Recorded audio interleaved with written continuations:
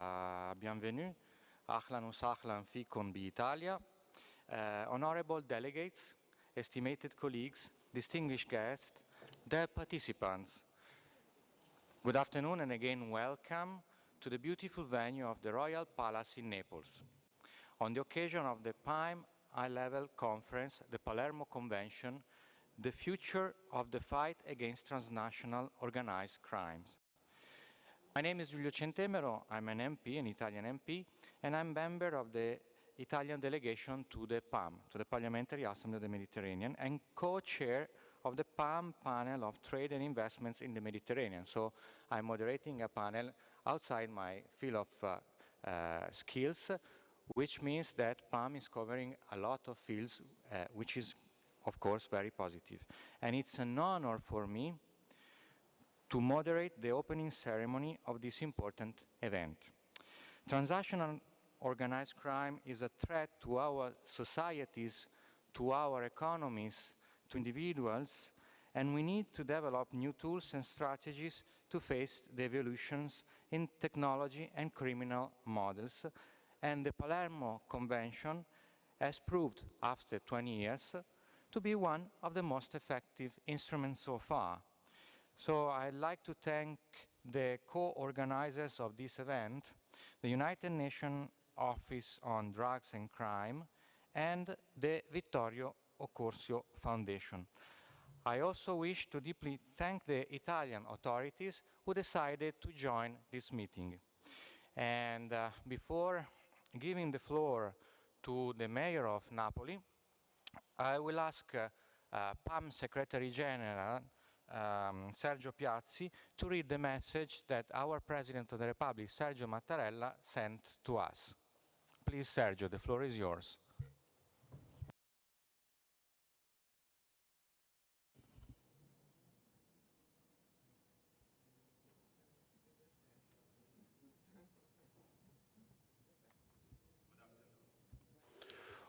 Honorable Gennaro Migliore, Presidente dell'Assemblea Parlamentare del President of the Assembly of the Mediterranean, I would like to welcome all participants to the conference organized by the Parliamentary Assembly of the Mediterranean in cooperation with the United Nations Office for Drugs and Crime and with the Occorsio Foundation within the review mechanism of the UN Convention against transnational organized crime.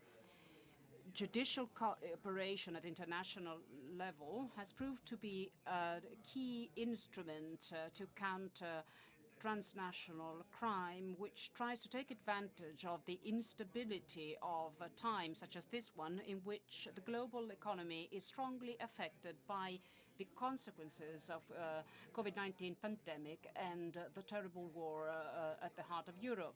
The conference will be an opportunity to discuss and debate useful proposals to make cooperation envisaged by the Convention of Palermo even more effective.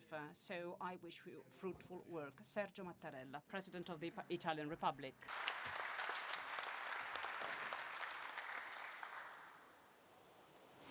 Thank you, Ambassador Piazzi.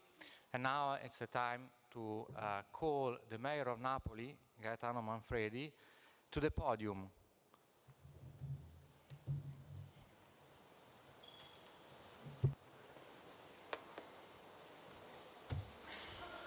Porto I saluti della città. I bring you the welcome and greetings of this town. Welcome to this very important event, and welcome to all the delegates being here. And also, let me welcome the leading representatives of the Parliamentary Assembly of the Mediterranean. This is a very important discussion about an issue, the issue of transnational organized crime that actually affects and hits several communities and countries.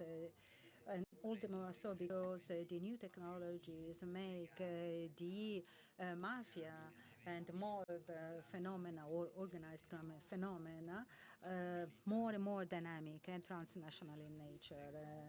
and the state and the international trade and the change in migrant flows as an instrument, a tool to exert pressures and to blackmail the countries and the dynamics related to the raw materials are increasingly the object of the activities of organized criminal organizations. So it is extremely important to update our respective legislations and to define new systems for investigation and to gather the information and intelligence on a transnational level. And in particular, it is very important to have stronger and stronger cooperation between communities and states so as to ensure the level of cooperation which is absolutely necessary to fight these horrible phenomena. So I'm very happy on my personal behalf and on behalf of all the Naples citizens to have you here in this place, which is important and a symbol to us all, because this is the Royal Theatre, or used to be, and we're very proud for such an important assembly to gather here, and I wish you a very pleasant stay and a very fruitful discussion which may really contribute deeply to the communities we represent here. And thank you and welcome once again in Naples. Grazie Sindaco. Thank you, Mayor. For Gennaro Migliore, Honorable Gennaro Migliore, President of the Parliamentary Assembly of the Mediterranean. Thank you, Giulio. Thank you, Excellencies, colleagues. For me, it is a great pleasure to welcome you in this prestigious venue, Naples Royal Palace, which hosts the high-level conference of the Parliamentary Assembly of the Mediterranean, of which I'm honored to be the president. This conference takes place at a very important moment in the history of the world and in the history of this country. The fight against organized crime is a commitment that affects not only experts, but every citizen, every individual who in our continent, in this very important area, is committed to promoting the values of the rule of law. I would need to mention a long list of people. Director Maria Bifani, Director of the Royal Palace and Minister of Culture, for having given us the opportunity to hold this assembly in this magnificent theatre of the Royal Palace and in the other halls of the Royal Palace. And it is for me a great honor to have received the message of the President of the Republic, Sergio Mattarella, whose address you have heard. I personally received a message by the President of the Senate, Mrs. Casellati, who's very close to us. And of course, I would like to welcome Minister Lamorgese. Thank you, Luciana, for being here.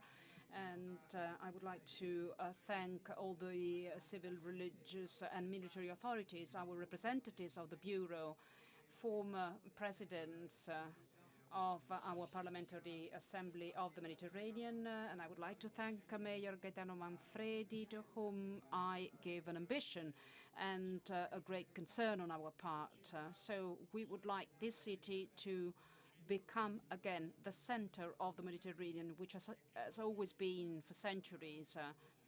And today, having hosted both the ministers of the cultural ministers of the Mediterranean, a very important event that took place in this palace, and also there was also a very important meeting on fighting international terrorism.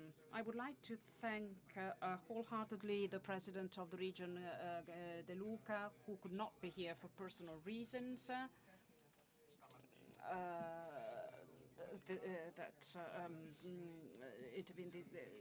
That happened this morning, and the fact that the headquarters of the Secretariat, so the main headquarters of the Parliamentary Assembly of the Mediterranean, is here in Naples, in one of the most important palaces of the region. PAM cooperates with many international organizations, and in particular with the UN. We are permanent observers of the United Nations, and we will attend also the General Assembly of the United Nations, which will take place as usual in September, because we think that cooperation and our commitment in the fight against organized crime is one of the cornerstone of our activity as MPs. We are at the service of the institution, so we serve the people who elected us. This is the key issue that characterizes the mission of an MP. A parliamentary assembly is useful because it pulls together different experts, different experiences, and different stories. Why are we here? Because we want to bring back the Mediterranean to the center of our interests. And I'm saying this to all delegates. The key role, the history of the Mediterranean must be brought back to the fore. The Mediterranean must be an area of the planet in which all our efforts should be pulled together. Today, we are all familiar with the difficult situation in Ukraine, so the focus has shifted to the east. But I would like you not to neglect that the tensions go off in the Mediterranean area, because we see that all the consequences have an impact on Mediterranean. If you consider what happened in Ukraine, we see that now we have a food crisis and energy crisis, and those are features that will characterize the future of our area. And we are fully aware of these problems. The food crisis today dramatically affects the Mediterranean because of the 80 million tons of wheat that is blocked in Ukraine. The energy crisis must be tackled with a stronger partnership between the Mediterranean countries of the South Shore, countries that have the resources, and countries of the Northern Shore. For this reason, it is extremely important to speak today of all transnational organized crime, because our commitment must be aimed at preventing any form of infiltration, any form of criminal action that takes advantage, as the President of the Republic said, and that affects and hits the places where instability is the greatest. And we must also emphasize the importance of the implementation and enforcement of the Palermo Convention, which was signed in 2020. But it started here in Naples in 1994 during a UN conference, and this for us is extremely important. We are here today because in 1994 negotiations started because we wanted to have a single instrument, so not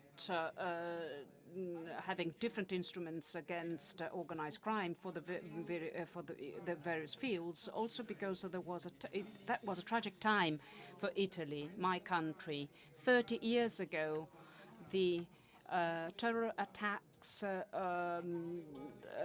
occurred that took the life of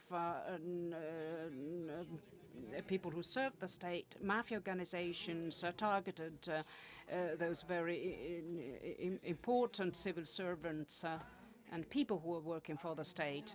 And the public opinion at world level became fully aware of the problem. And so they all convened here to call out for action against organized crime at its global level. So now we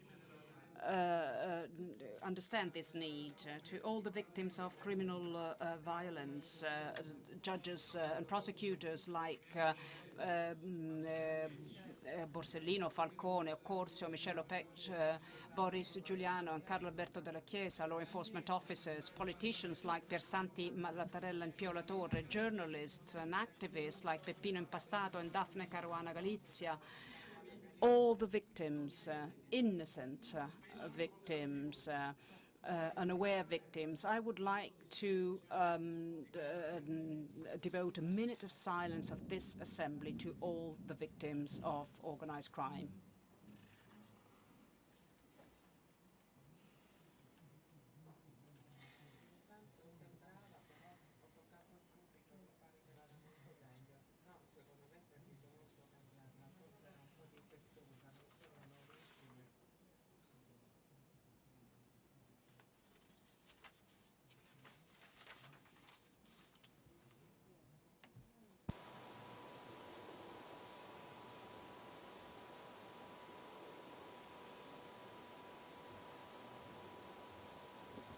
Grazie. Thank you. And I would like also to celebrate the victims, those victims that are not famous.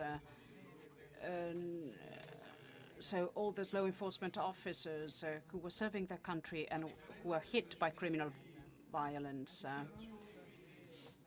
So unlike previous statements, this statement wants to connect all the criminal phenomena.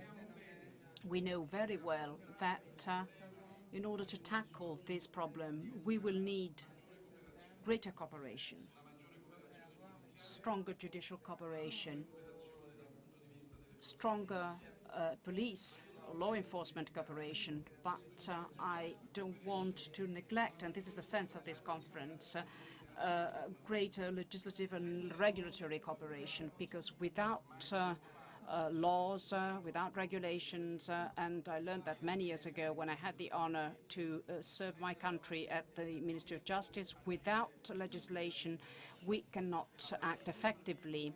And the regulatory framework that exists in this country, as in our countries, must be exchanged. It must become common heritage, a common asset, vis-à-vis our possibility to best interpret the effort that we want to put in place against organized crime. Our task, therefore, is to bring about instruments, and the fight against transnational crime is a priority of PAM. And I would like to remember a colleague who was one of the founders of this Parliamentary Assembly, Angela Napoli, an MP who was the first rapporteur on organized crime issues in our Assembly. She investigated and she studied the phenomenon of poisoned vessels, and similar issues were tackled in other European countries, issues such as the illicit waste trafficking and environmental crimes. And I would like to conclude, because we all have to be brief and listen to one another. I would like to give you some figures. We have 20 registered participants, 45 delegations between partner countries and organizations, 4 speakers. It is an honor for me to have this huge response. And I would like to thank for this incredible work the staff of our Parliamentary Assembly of the Mediterranean, which is led by Secretary General Sergio Piazzi. And as you can see from the various sessions, we wanted to focus on certain issues that might be of common interest. I'm thinking, for instance, of the first theme that will be the subject of the first panel, trafficking in human beings. But then we will also have a focus on crimes against the environment, crimes associated with drug trafficking, which is maybe the most known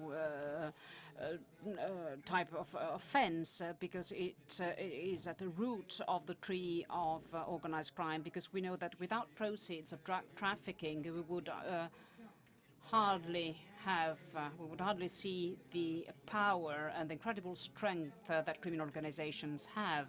But we also decided to work on IT crime, on cybercrime, which in the 2020 convention was not mentioned, also because technological advancement was very quick-paced. And this is why we will have a special focus on cybercrime. And I would like to tell you everything about this assembly, but of course I will leave it to the development of our initiatives. We will talk about the Italian experience, and we will compare our experience with those of other countries. And in conclusion, I will propose a Naples statement, so a document that we have shared with the organizers and with the United Nations Office for Drugs and Crime at its Vienna headquarters, so which would like to contribute to the revision mechanism of the Palermo Convention. So a new opportunity to exchange ideas and to give our contribution, our humble contribution, I would say. But looking in your eyes, I think that we are going beyond that to start thinking of how we can be even more effective. Journalists ask me, which are the practical conditions, the practical outcomes of this conference, and I replied that greater commitment and the best outcomes of conferences such as this one lies in a word, together. Because if we can fight together against organized crime, not thinking that it is a phenomenon that is typical and specific for each country, that it doesn't communicate with the rest of the world, we will be, as Falcone said, the generation for which a human phenomenon such as mafia could be defeated. Thank you very much.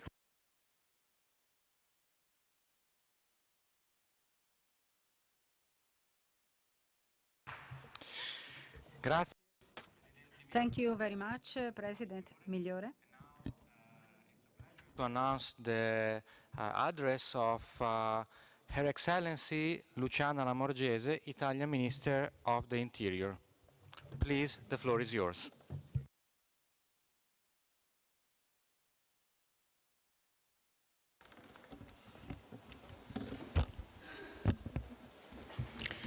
Buongiorno a tutti. Good morning, everybody. Let me thank the President of the Mediterranean Parliamentary Assembly, Honorable Migliore, and with him all the members of the organization for inviting me to participate in today's conference. And I also welcome here all the authorities, the regional authorities, and actually the governor was supposed to be here, but unfortunately for an extraordinary and unexpected commitment, he couldn't attend this meeting. But I also wish to thank the mayor of Naples. For me, it is a great honor to share in this prestigious venue, the Naples Royal Palace. And I believe for those of you who hadn't the opportunity to see it prior to this event, I'm sure that you have appreciated the magnificency of this symbolic place of Naples. And so it is also a pleasure for me to share my thoughts about the fight against organized crime and on the Palermo Convention.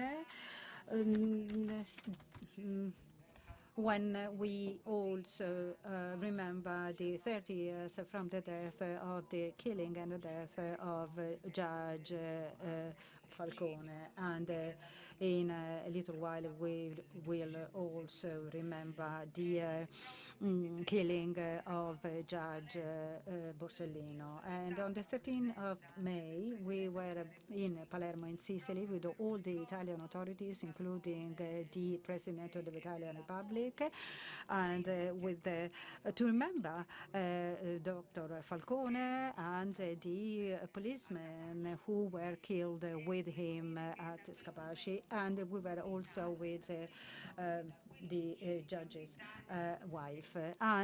But we said that starting from that very tragic date, a new approach started to fight organized crime, both at the legislative and an administrative level. So the two judges, Dr. Falcone and Dr. Borsellino, had been the first ones to understand that the mafia took advantage from the inherent weakness in the relationships between countries in terms of police forces and actions against crime due to the differences existing in each country.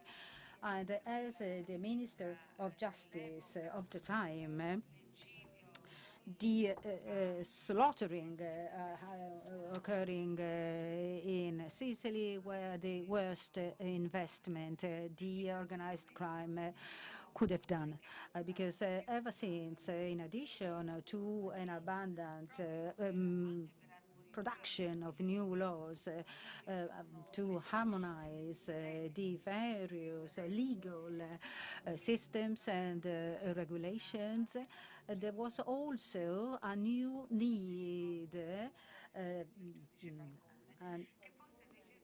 and a new awareness that an international network had to be established based on trust, on mutual esteem, and on the basis of which the cultural and legal barriers could be abolished that for such a long time have really favored the growth of transnational organized crime.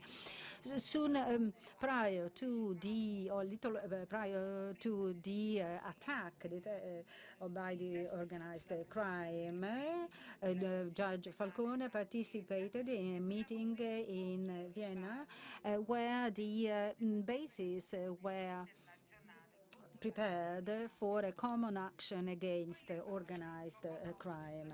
And on that basis, in the year 2000, in Palermo, the Convention of the United Nations was undecided again to fight against organized crime. Palermo Convention, which is still the most robust and exhaustive framework to fight organized crime activities. And thanks to that convention and agreement, each country may count and rely on the cooperation of other countries and on the sharing of information and intelligence, as well as national expertise and knowledge. So there are no longer solitary fights against a phenomenon that actually doesn't belong to a single specific country, but each member of the convention committed to contribute to the within the convention one's own knowledge and expertise, serving the law and security, global security. And let me remind you that after a few months from the killing in Capaci and Via D'Amelio, in Italy, the DIA was established, as well as the Investigation Anti-Organized Crime Direction. And that was exactly when a different approach and a different organization has been developed, because finally it had been understood that such a phenomenon could be fought against, because this isn't only a question of crime typical of our country. Now this activity, this criminal activity actually has extended transnationally and has become global. And so there was a need to enact the Palermo Convention on a general level.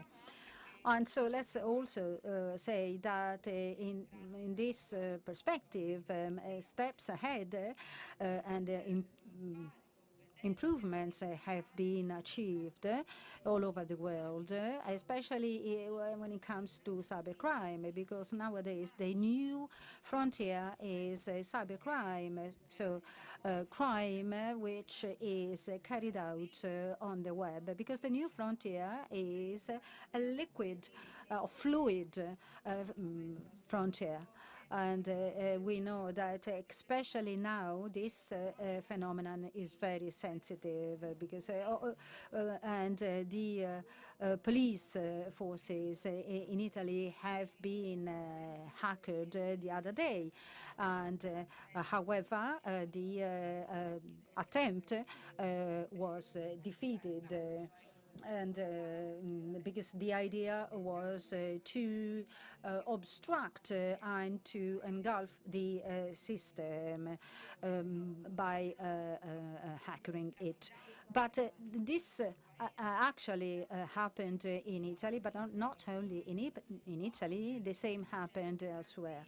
So today there is a need to protect our core and important and fundamental infrastructures from cyber attacks.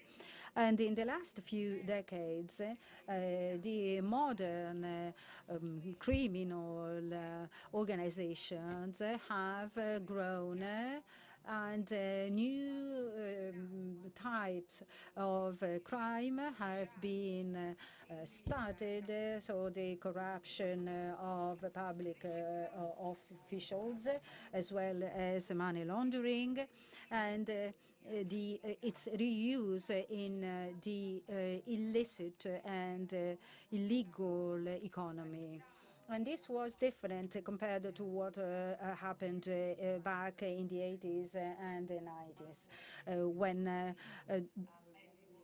more violent and physical tools and types of actions were resorted to. Now the mafia has proved the ability to establish links within the states in order to take advantage and exploit some weaknesses of our structural organizations.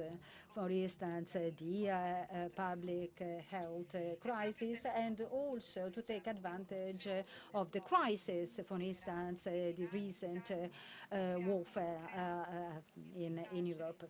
And in this way, an effective preventative model has been developed to protect and shield the considerable resources made at our disposal by the European Union for the recovery plans.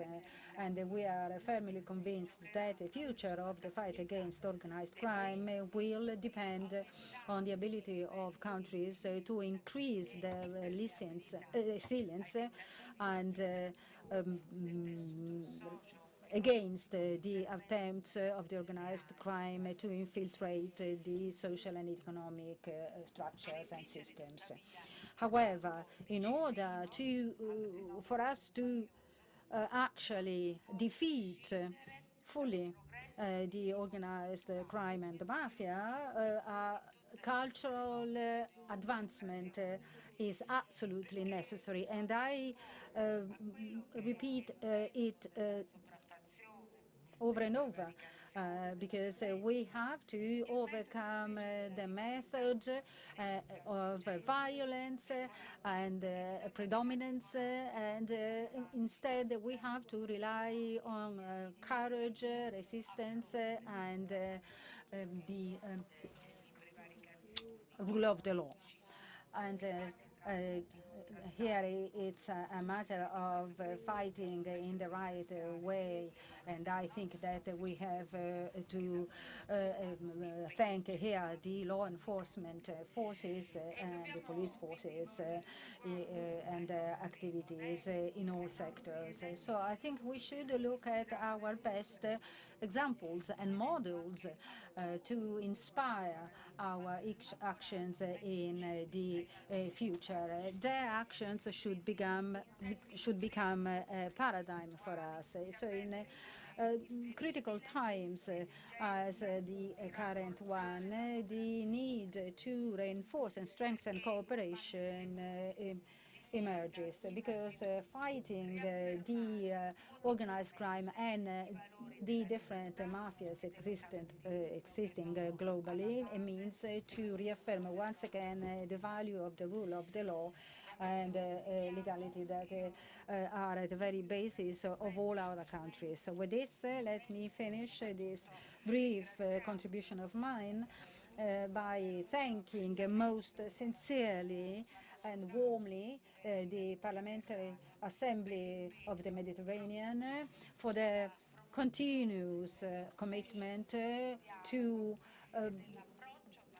adopt and support the dialogue and cooperation at an international level. And this, I think, is the best and most effective approach, and this has been proven and demonstrated recently in Europe. I'm making reference to a structural phenomenon that we have always had here in Italy, because we are a first landing country for migrants. So this method of international cooperation to try and understand and see the problems of other countries is the right method to follow, because Europe, when it the conflict against Ukraine in May, early in May, we in Europe approved a directive, and so we we enacted and enforced a directive that allowed us to confer and grant national and fleeing from warfare. And I think that this is actually a common goal for us all, and this has been reaffirmed on the 10th of June, when a very important political statement has been made concerning the relocation of migrants throughout Europe, with an active participation of 16 countries, and the rest of those countries, not participating countries, will have to suffer some conservative measures. This was a very important declaration, in my opinion, since we are here in such a meeting.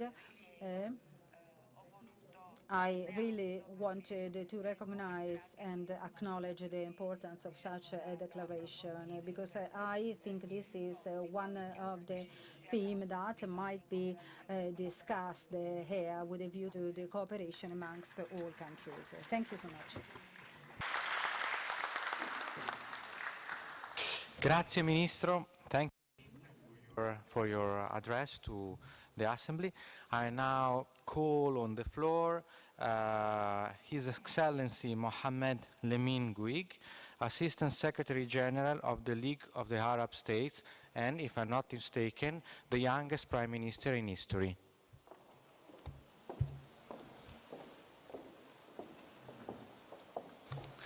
Please, the floor is yours. Tfaddal.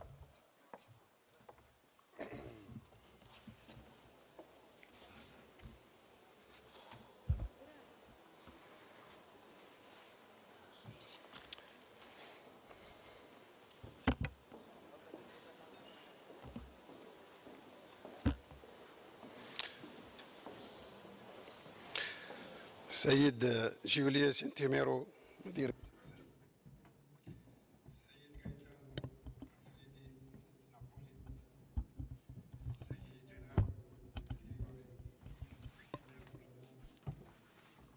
Onorevole Gennaro Migliore, Presidente dell'Assemblea parlamentare del Mediterraneo, Ministra Luciana Lamorgese, Eccellenze, signore e signori. Good morning. I greet you personally and collectively, and I would like to say that you're welcome, Ahlan wa salam. It is a great joy for me to participate with this distinguished assembly consisting of very wise members. Such a high-profile assembly, such a very high forum, and this will have an impact on the future of the Palermo Convention aimed at combating transnational organized crime. It is for me a great honor to take the floor. It is also a great commitment.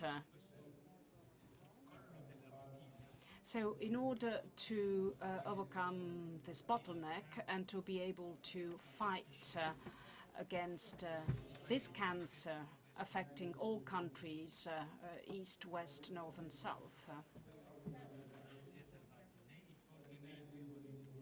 neither the weak nor the strong, developing countries and developed countries could be spared of organized crime. The organized crime doesn't know any color, religion. It is a phenomenon that hits without any distinguished. It hits blindly everything, which requires a commitment on the part of everybody to pull together our efforts. We need to be engaged from a legal, security, social point of view, economic point of view. It is a fight that civilizations must undertake to tackle this phenomenon with all the instruments that we have to tackle it very strongly in order to eradicate it, organized crime from our societies. Coordination is needed. We need to pull together our efforts, exchange expertise, knowledge, and approaches. Allow me to thank the organizers of this blessed assembly. I would like to greet the Secretary General of PAM and the UN Office on Drug and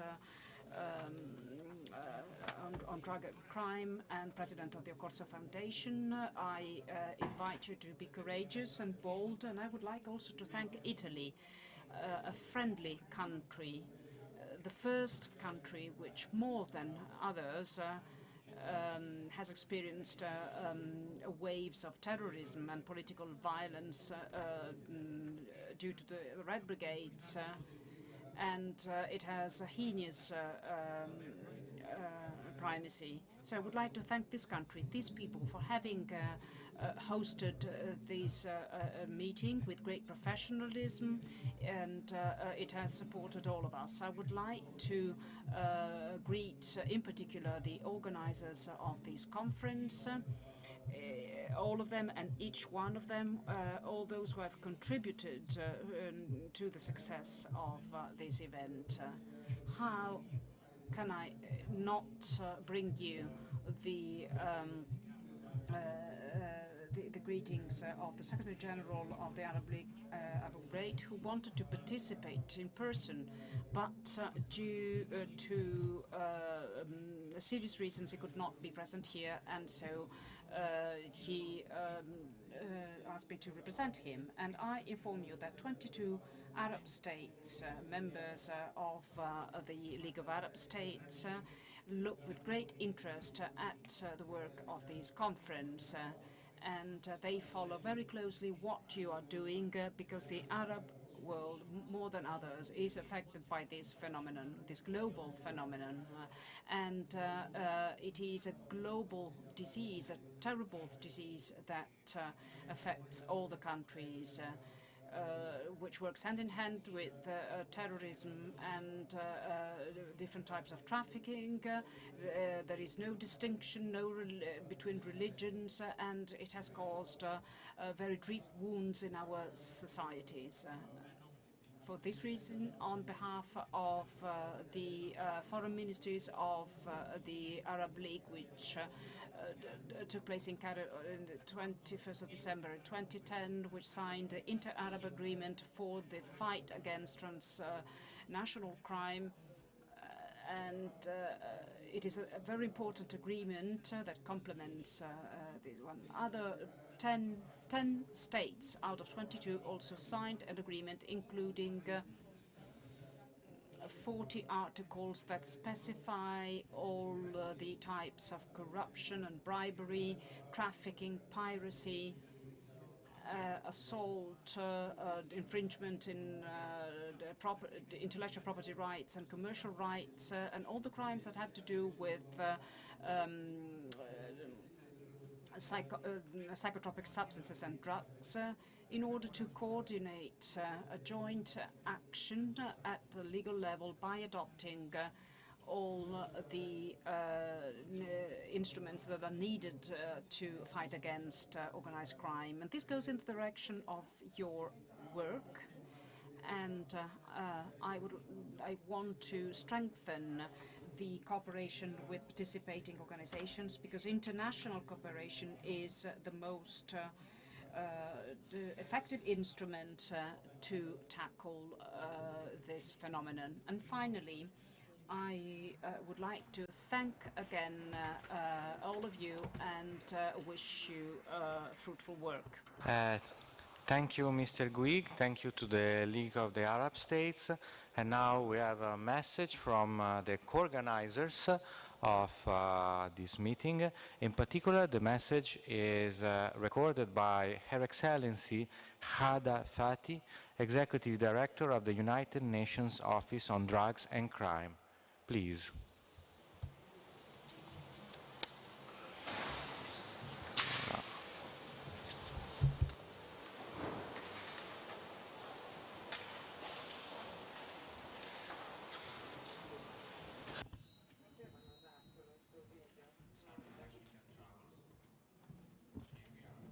Ladies and gentlemen, it is my pleasure to address this conference of the Parliamentary Assembly of the Mediterranean on the Palermo Convention. With 190 parties, the Palermo Convention stands today as the primary international framework against transnational organized crime. As the proud guardian of the Convention and its protocols, the UN Office on Drugs and Crime helps countries develop laws and policies that make the most of these powerful instruments. Now, the world faces growing organized crime threats, and we must adapt. We need to make full use of the UNTOC to counter the dangers of trafficking and exploitation caused by instability in Ukraine, in Afghanistan, in Africa, and across the globe, including new threats and repercussions for the Mediterranean region.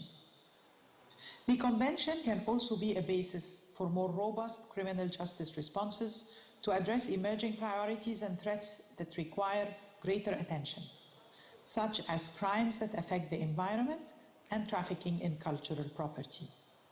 It is time to take the Palermo Convention forward to face the challenges of our times. The UNTOC review mechanism is an important avenue to ensure effective implementation of the Convention. More than 45 peer reviews are currently underway, supported by UNODC. Parliaments have an essential role to play in contributing to this review process, and in following up on its outcomes, as legislators and as gatekeepers of international commitments. UNODC stands ready to work with you to identify technical assistance needs and develop legislative and strategic responses to organized crime. At the upcoming 11th session of the UNTOC Conference of Parties in October, parties will come together to drive forward the fight against organized crime, and every voice will be important. I commend the PAM for bringing the voice of parliamentarians from a key region into the global conversation on the Palermo Convention. And I look forward to the final declaration of this conference. Thank you.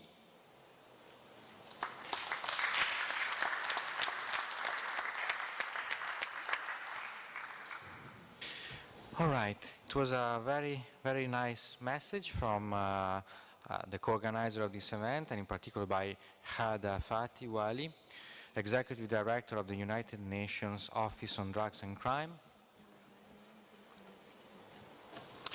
Okay. Unfortunately, Mr. De Luca, President of Campania region, couldn't join us today, although we are very grateful to him because of the warm welcome the Campania region, this region of Italy, whose capital is Napoli, the city we are in this moment, and the city of Gennaro Migliore, President Migliore, and here we have the mayor, so well, we have a parterre des rois of Naples, let's say. So, thanks to all, and the high-level opening ceremony is now concluded. I just want to make sure that everybody will be on the staircase to take the family photo, and therefore this incredible journey of a couple of days will start with the first introductory section on the current status of Palermo Convention and its protocol at 4:30 p.m.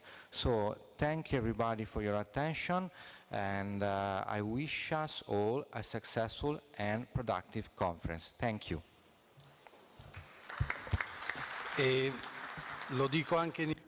And saying this in Italian, we will meet at the staircase for the family photo, and then we will resume our work with the first session.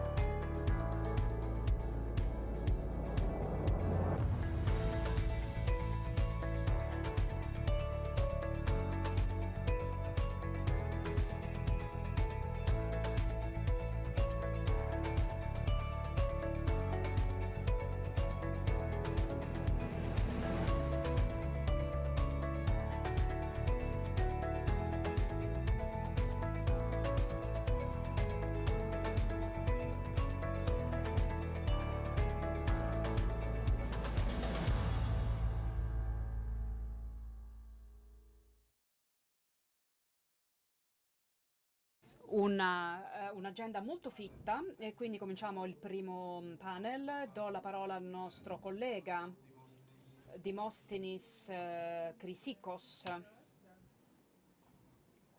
Thank you very much. Distinguished colleagues, ladies and gentlemen, it is a great honor and a privilege to be invited and join you at this important conference. I would like to express my sincere thanks to the organizers for the support that provided to me. And allow me also, with your permission, to pay tribute to all those persons mentioned also in the opening session, whose legacy lives on through our global commitment to prevent and combat organized crime. This year, we commemorate the 22nd anniversary of the adoption of, by General Assembly Resolution 55/25 in November 2000, and the opening for signature in Palermo of the United Nations Convention against transnational organized crime.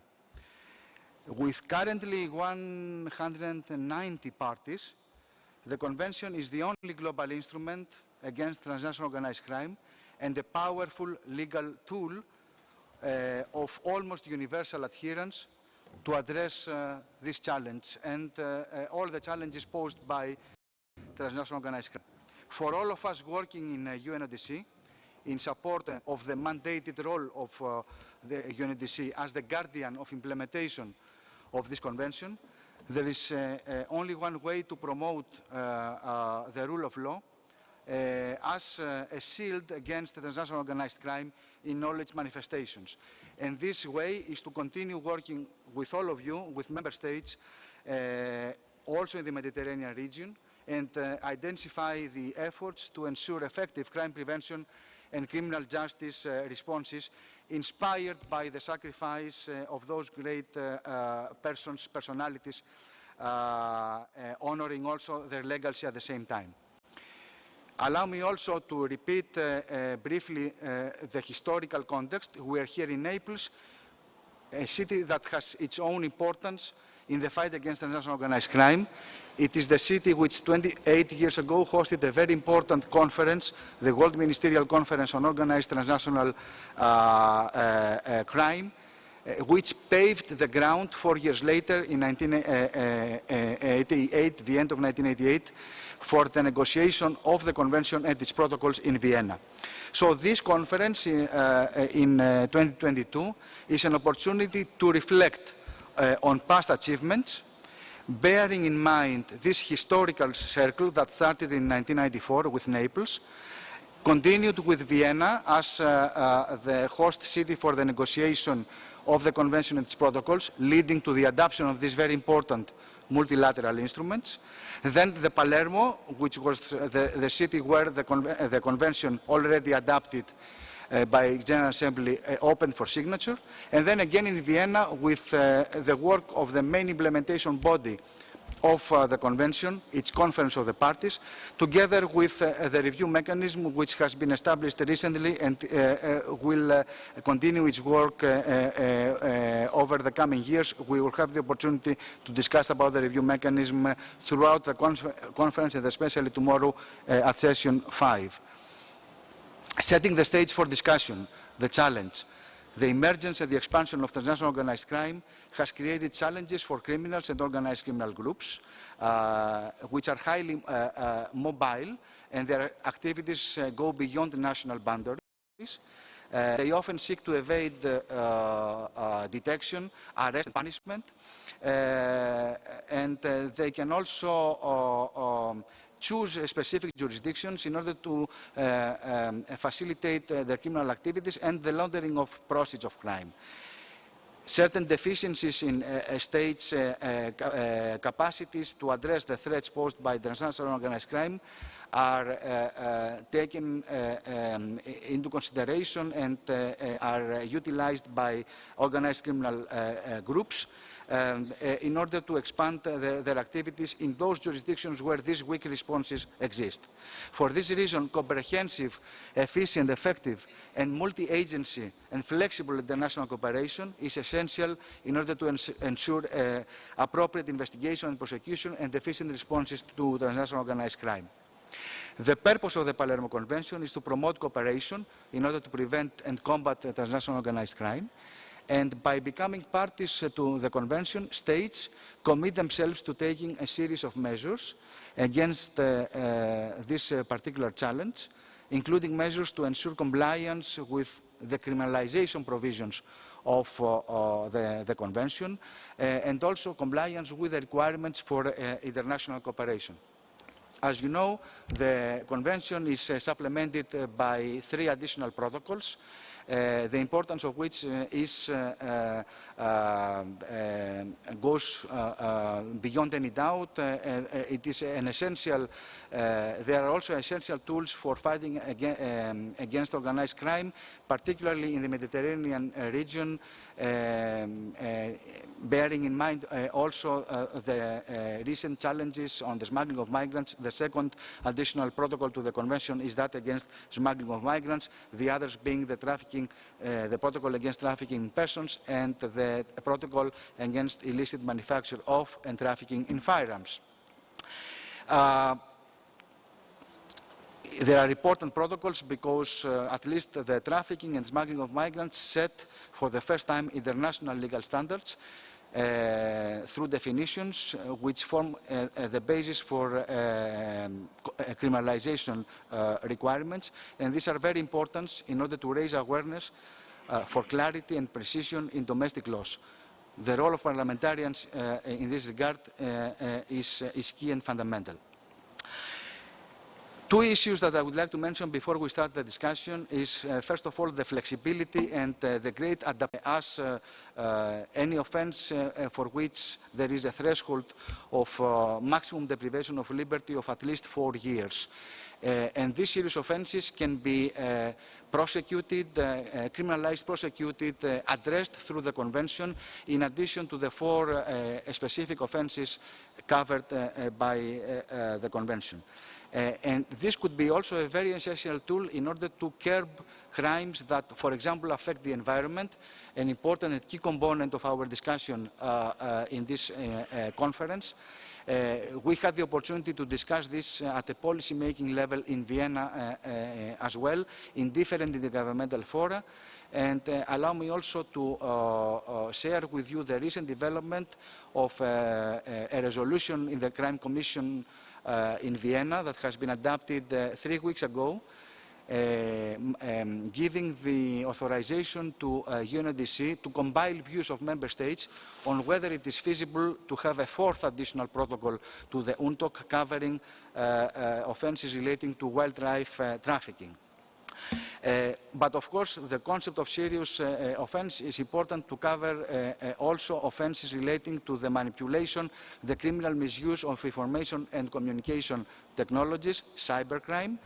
Allow me also to recall that a very important intergovernmental process has already started over the last year with a basic focus of work both in New York and Vienna on the negotiation of a new international instrument against cybercrime. The second substantive session of the relevant ad hoc committee took place 2 weeks ago in Vienna, dealing with different issues of electronic evidence and international cooperation relating to cybercrime.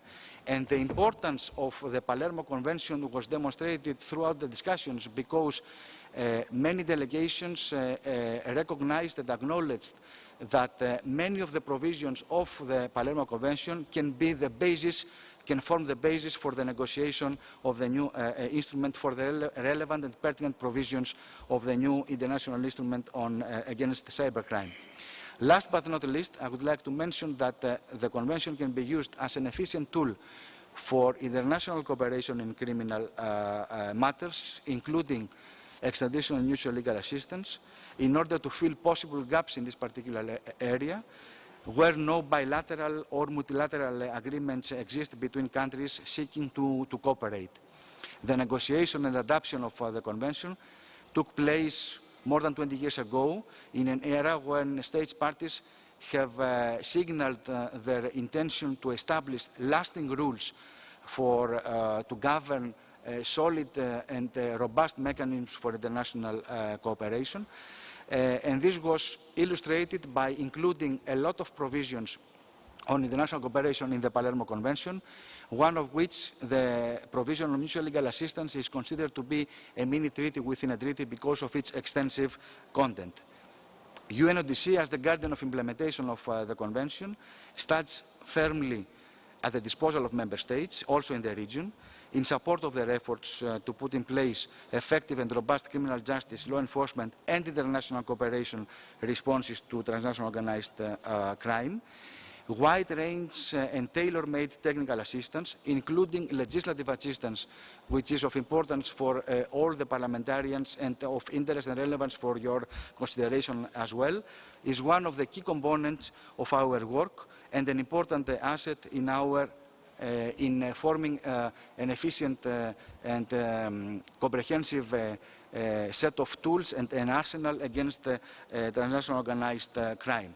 In terms of implementation of the Convention and its protocols, UNODC has been providing secretariat functions to the Conference of the Parties of the Convention. The 11th session, as the Executive Director of UNODC mentioned in her statement addressing the conference, will take place in October. And therefore, we consider that the Naples conference and its outcome will be an important contribution towards bringing the voice of the parliamentarians to the attention of this important intergovernmental body. So with these thoughts in mind, allow me, distinguished colleagues, ladies and gentlemen, to introduce the distinguished speakers in this particular session.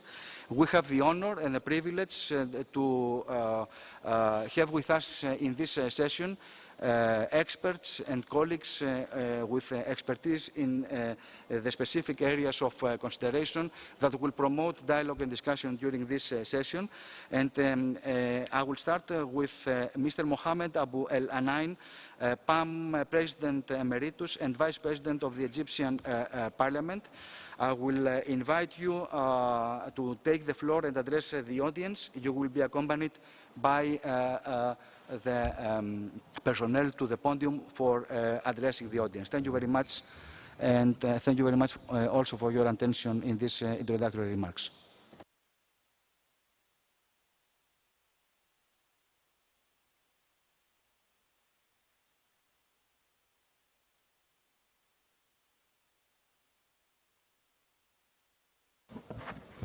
Thank you, Sir. Mr. Gennaro Migliori, thank you for inviting me to this meeting. Indeed, I have prepared some words in Arabic and the translation with you, but really I appreciate a lot what you have been choosing as a subject for this important conference, and thank you for inviting me in Napoli, the nice city which everybody is proud to be here. Thank you. شكرا جزيلا للمنصة. When I used to go to Brussels, to the European Parliament and talk about terrorism about 20 years ago. There was some who said, oh, okay, you know, terrorism is something which only affects individual countries, for which individual countries are responsible. But now we have come to a point where terrorism actually has infiltrated most countries, as well as organized crime. They both don't have a nationality. They are found everywhere. And this issue is particularly important because when we talk about transnational or organized crime and even transcontinental organized crime, making reference to the last decade, because you will know that events actually becomes more and more numerous, and so the world is encountering increasing difficulties in approaching these challenges from the legal viewpoint, for the human relationships, for the peace and security. And so efforts are necessary to overcome these challenges. We cannot only talk about the effects. We have to talk about the root causes that must be eradicated. And we, as members of Parliament, we have the duty, when we legislate, to try and eradicate the very roots of the conflicts, of the weakness of the state, when the state cannot perform its functions. And we have seen the so-called Arab Springs that has actually paved the way for a new idea, and how the regimes and states are forced to collapse. And we have seen even organized terrorist groups. And we see what happened in Egypt and all over the world. And the terror organizations, for instance, in Afghanistan, have actually also infiltrated into the Sinai region. Sinai was the land of freedom and the land of peace. And after the 2011, after what happened in the Cairo, so the so-called Arab Spring, there have been international countries which have actually favored and supported this terrorism with an idea of destroying nations and states. And this has really been a shock for the whole world. And then we see what happens in Africa, in the Asian countries. So the weakness of the states, or their inability to tackle social and economic challenges has been a fertile ground for the growth of terrorism and organized crime. Anytime the state is absent, these organizations thrive.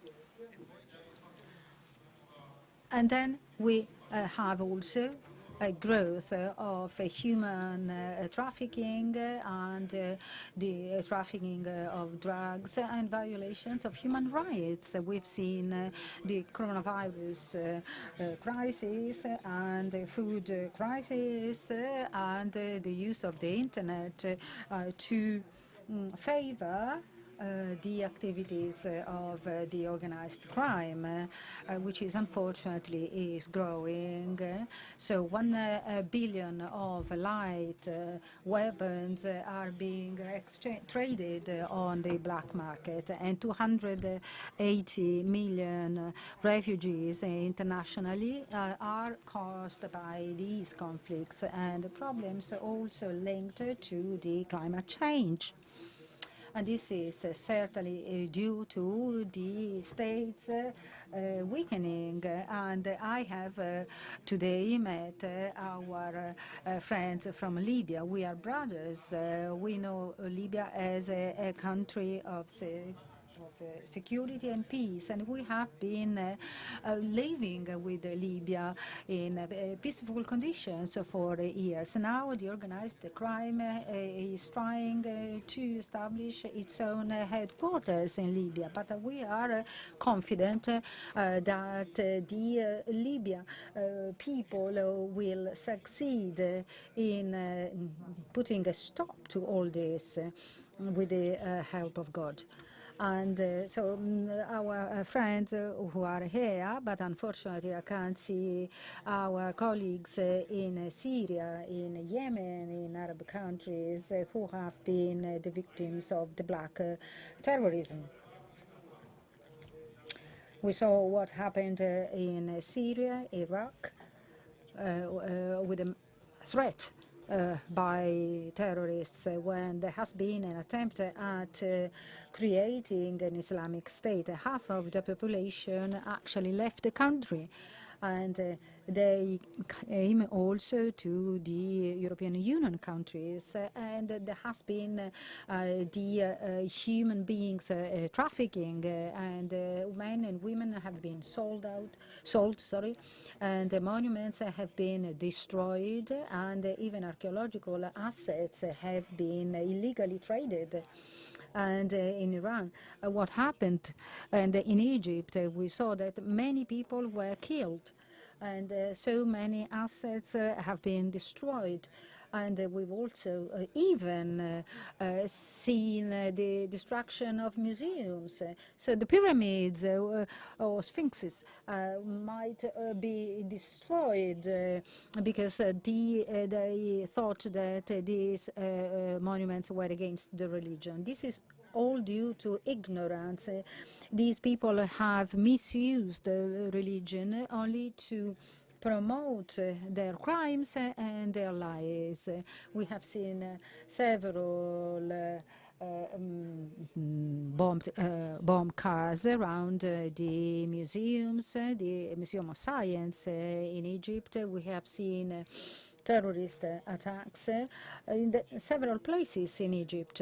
So Egypt has really gone through some very black years. Then the June Revolution took place, a popular revolution protected by the army, and on the 30th of June, the people could express itself and say this country is the country of civilization. And the whole population has participated in this achievement, and the army has protected the people and the revolution. And then Al-Sisi president has been elected, who changed the face of Egypt. Now the president is trying to build a new civilization, a new Egypt. He said, we are with you, we are against terrorism, we are in favor of the peace and the security. He achieved something very important, and I recognize the effort that Egypt has been doing for decades, trying to fight terrorism alone by himself, and nowadays still is fighting against these terrorists. And Egypt succeeded in freeing the Sinai from terrorists. And I invite you all today to go and visit these sacred places, even the St. Catherine place, which has long been a place of pilgrimage by Christians, for Christians. So, and a new administrative capital town, 3 times as big as Cairo. Several cities have been founded in the desert, and you will see new architecture, town plans. So we have lived only on 6% of the Egyptian territory. Nowadays, we are living on 16% of our land. This is a great achievement.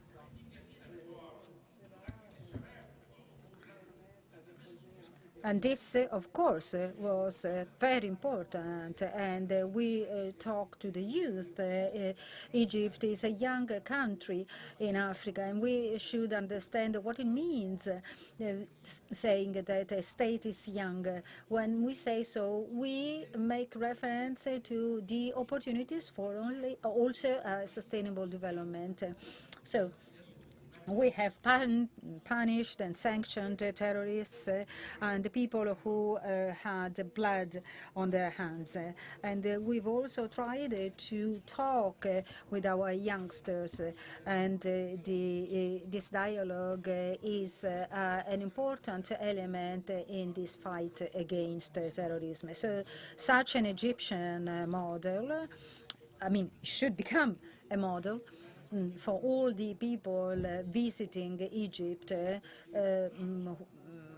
all visitors to Egypt may see such achievements. And I really wish that this might become a model for you all when it comes to the fight to terrorism, because we fight terrorism with weapons, but also with our thoughts.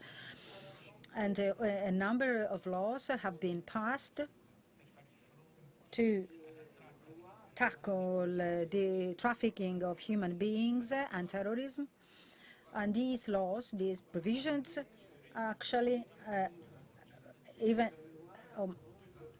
contributed to this achievement. The Parliament did it, and in this way we could really deprive terrorism of its sources by using the law and our constitutional law in particular. And we were long-sighted, so to say.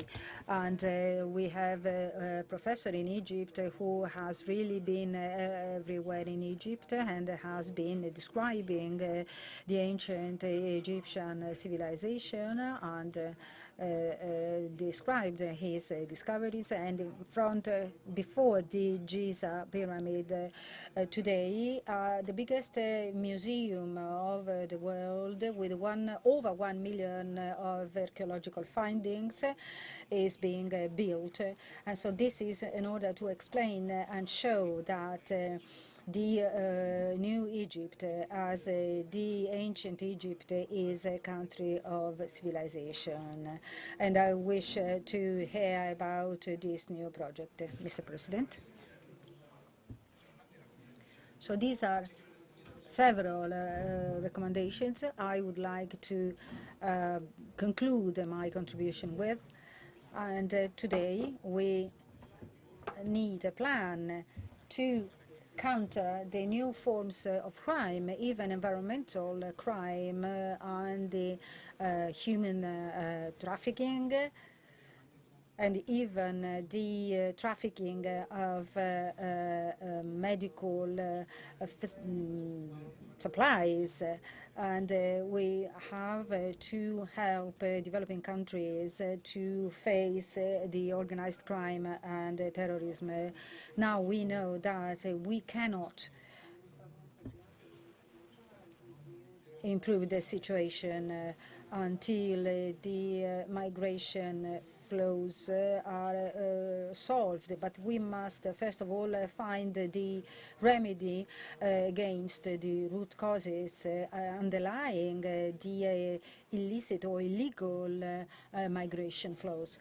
So how can we benefit from Africa is facing today? Today we have the war in Ukraine, and we have also the consequences of the coronavirus pandemic, and we must find a way to face all these challenges. Africa has so many resources which may be exploited in terms of energy and also for food supply. And I think that Africa might provide enough food for the rest of the world with its agriculture. And on top of that, in Africa, when it comes to energy, and renewable energy in particular, I'm talking about the sun energy, so the energy from the sun, because we have so much sunshine in Africa. So we may, of course, provide a lot of renewable energy or sources of energy. And so nowadays, the investment from northern countries into the south nowadays are amount to only 2%. And this isn't enough. We have to increase such investments as aids and investments. And we have to strengthen the cooperation between the north and the south. And I'm very happy that a few days ago there has been a meeting at the European Union concerning the cooperation between the North and the South, and we wish to encourage such a cooperation to take place in several fields in order to make the best use of all the potential sources and capabilities of Africa. And thank you. Thank you very much, Mr. Lenain, for your speech and for addressing the audience. I will keep as most important elements of your intervention the growing links between transnational organized crime and terrorism. This is actually recognized also, as I have seen, in the outcome of this conference, the declaration. And it will be important to have in mind that the convention can be used also in order to address these links, of course taking into account the scope of application of this instrument, but also the root causes, and they need to be eradicated, and was also mentioned as an important priority, together with the need for action plans in order to counter new forms of crime. We would like also to thank you for reporting on national laws to tackle transnational organized crime and its manifestations. Also because this is an important task for the parliamentarians, legislative action, we will have the opportunity to further discuss this. So with this, I would like also now to give the floor to Mr. Zai Awas from Egypt in order to address the audience with his own perspective. Thank you very much, sir. Let me, Professor, only to say some words on you, because you are a very special guest for us. Mr. Zai Awas was the former Minister of the Antiquities in Egypt, and he was maybe the most famous archaeologist in the world. That's why we have the pleasure and the honor to have him here. And he's also awarded by Italian government because he's a commendatore of al merito from our state, and he gave a lot, he had a lot of celebration all over the world. But it's a pleasure for me because we are also involved in this very strong fight against the traffic of cultural artifacts, and a man like you that discovered so many artifacts in archaeological site, it's a pleasure to have with us. Thank you.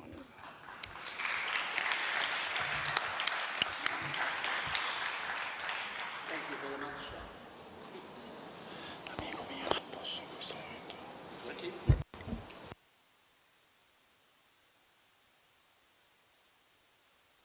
Perfect, yes. Thank you very much, Mr. President, ladies and gentlemen. I'm happy to be here. Actually, I came with my dear friend, Mr. Mohammed Abu Anin, the Deputy Speaker of the Parliament. And I love Napoli. I was here last month giving a lecture at the university about the discoveries that I recently made in Egypt. But I want to tell you that I spent most of my life fighting for the return of the stolen artifacts. I returned back about 6,000 artifacts. But the real story about culture, returning cultural artifacts, before I will tell you the story, I want to say one thing.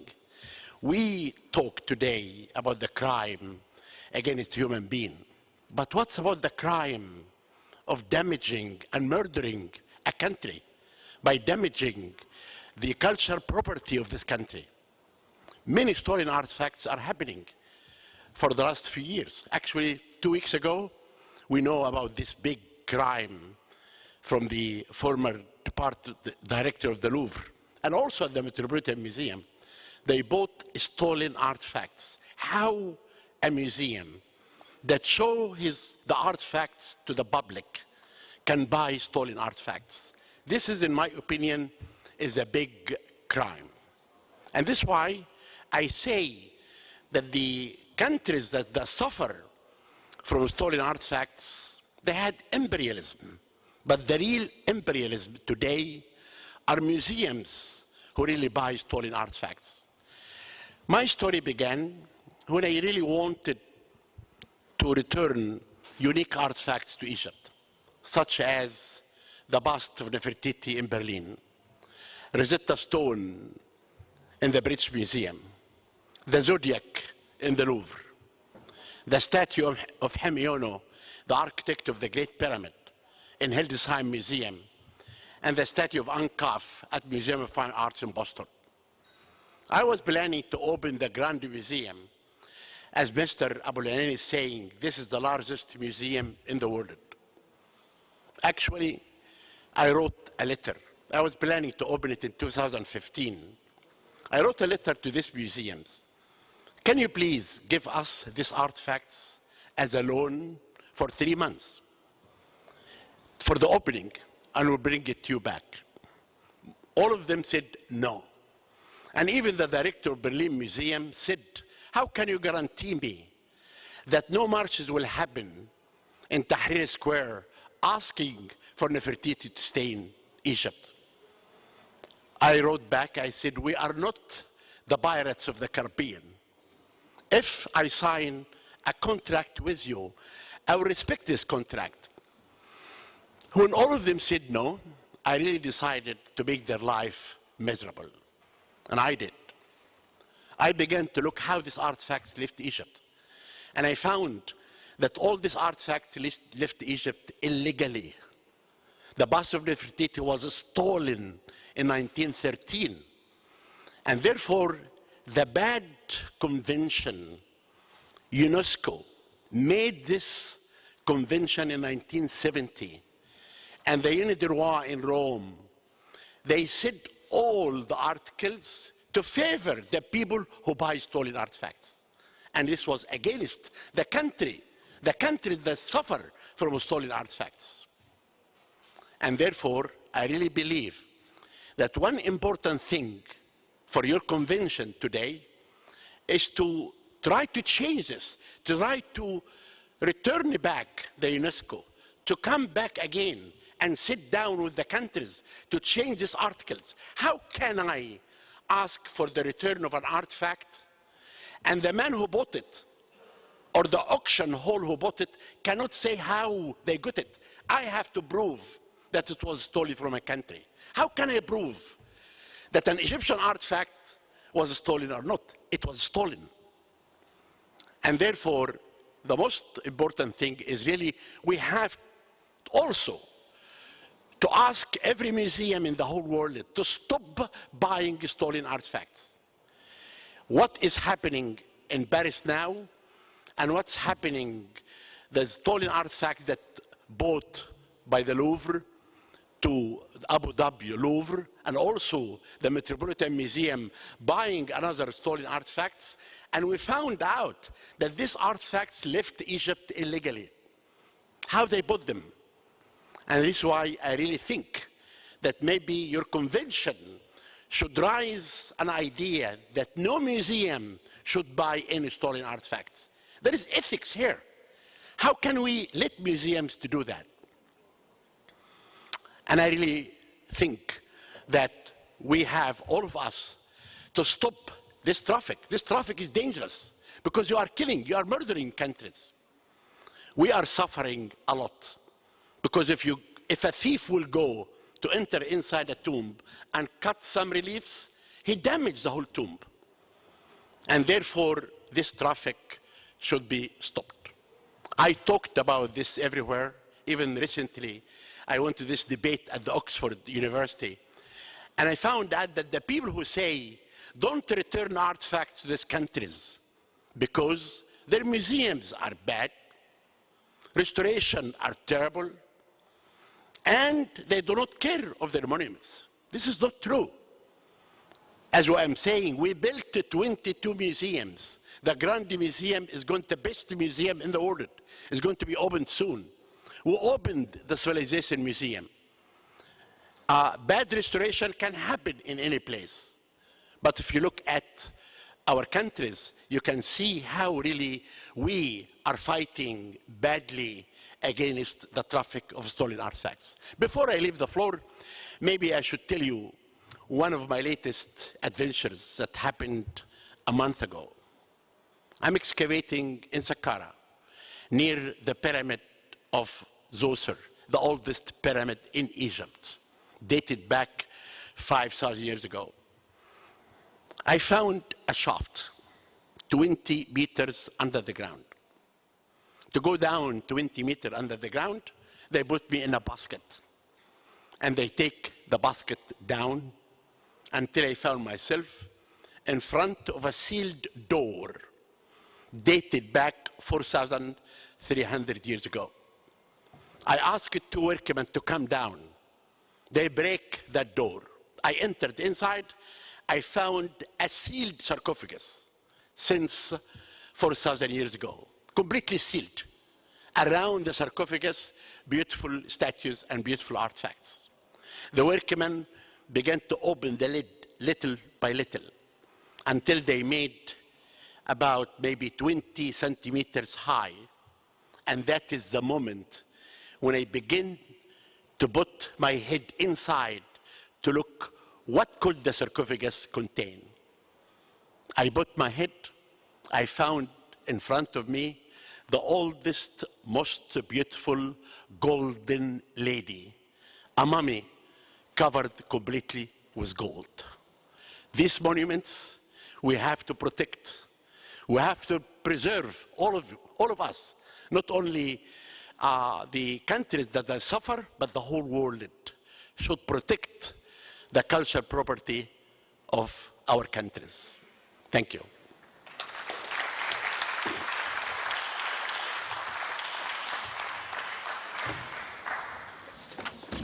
Thank you. Thank you, sir. Thank you, Professor Awas, for your statement, which was also enriched with emotional and personal experiences in this very sensitive area of trafficking cultural property, an issue that will also be discussed later on in at the conference. I will now have the privilege to invite Mr. Pasquale Finiani, General Advocate at the General Prosecutor's Office, Court of Cassation of Italy, and member of the Scientific Committee of the Vittorio Corcio Foundation, to take the floor.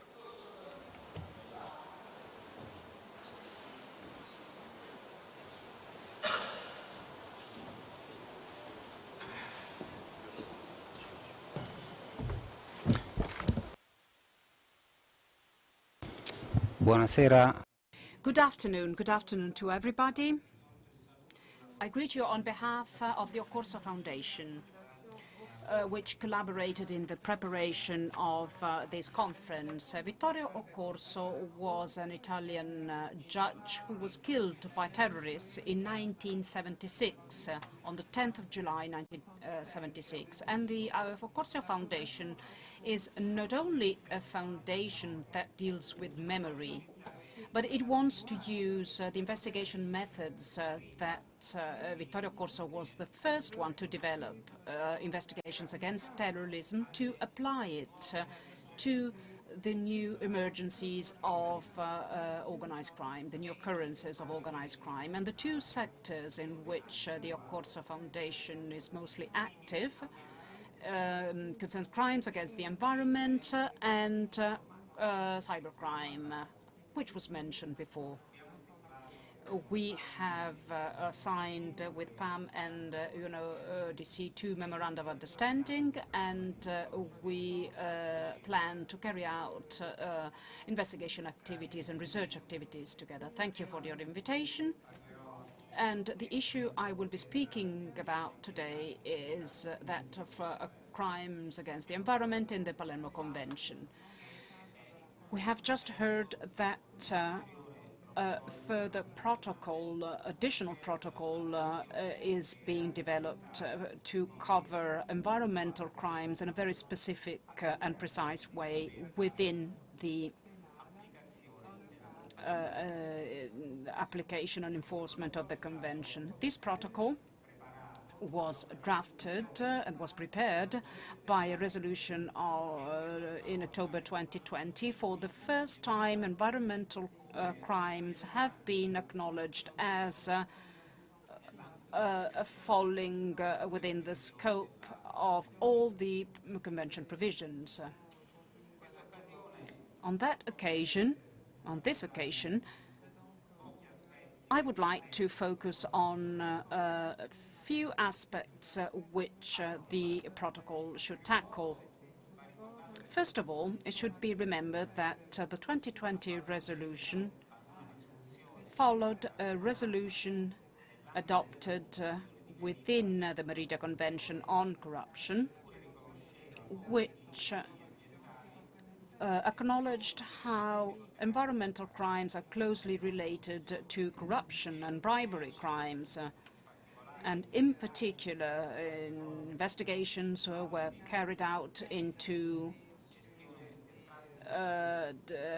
waste management episodes in the Mediterranean area. During those investigations, one of the main causes of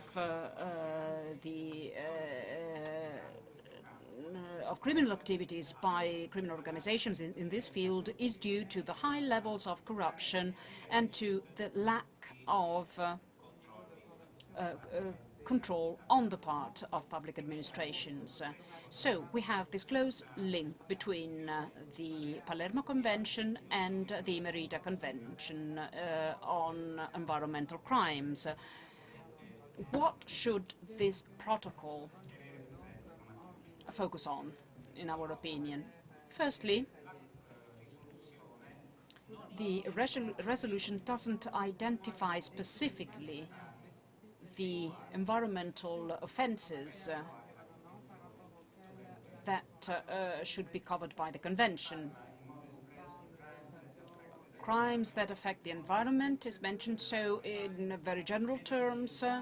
In the Merida resolution, crimes that have an impact on the environment are mentioned, but there is no specification on the actual offences, whereas we believe that it is important to very closely identify crimes. In criminal law, we have nullum crimen sine lege, the legality principle, and so priorities have to be identified, which means that offences have to be spelled out very clearly. And we have already experienced that in the field of waste management crimes, with reference to the notion of organized activity. Because if you think of waste management, which is the main field of action of environmental crimes, not all the offences that are perpetrated by organizations are committed by mafia-type organizations. There is also an offence which is a economic criminal offence perpetrated by criminal activities. There may be no organized group, but the same activity under the Italian criminal code cannot be committed by just one person.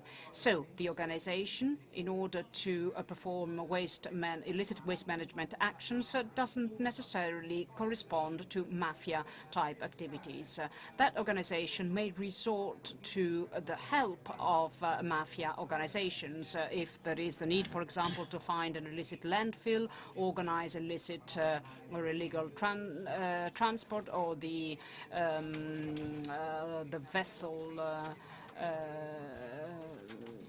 carrying harmful hazardous substances. So this is a wider concept than the mafia organization criminal offense. So a first important theme is that the convention should, or the annex should identify the actual criminal offense, so trafficking in waste trafficking, and trafficking in wildlife, in protected wildlife species, so protection of biodiversity, and especially in the Mediterranean area. This is of crucial importance. A second point I would like to focus on is cooperation. The resolution refers very precisely to the need to work on cooperation, which doesn't only mean investigation activities.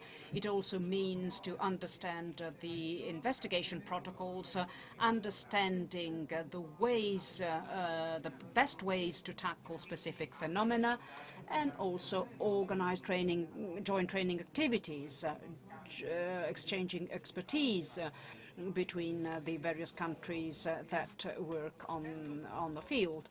A third point the resolution refers to is special investigation techniques. The resolution refers to Article 20 of the Palermo Convention, and among these investigation activities, an issue we have been working on and that we have discussed with our partners concerns the use of artificial intelligence for preventing environmental crime, for preventing and investigating into environmental crime. Technology now offers the possibility to have comprehensive control of the territory, monitoring of the territory, and analyzing in a specific way the various data banks. Data banks can be queried together and exchange data.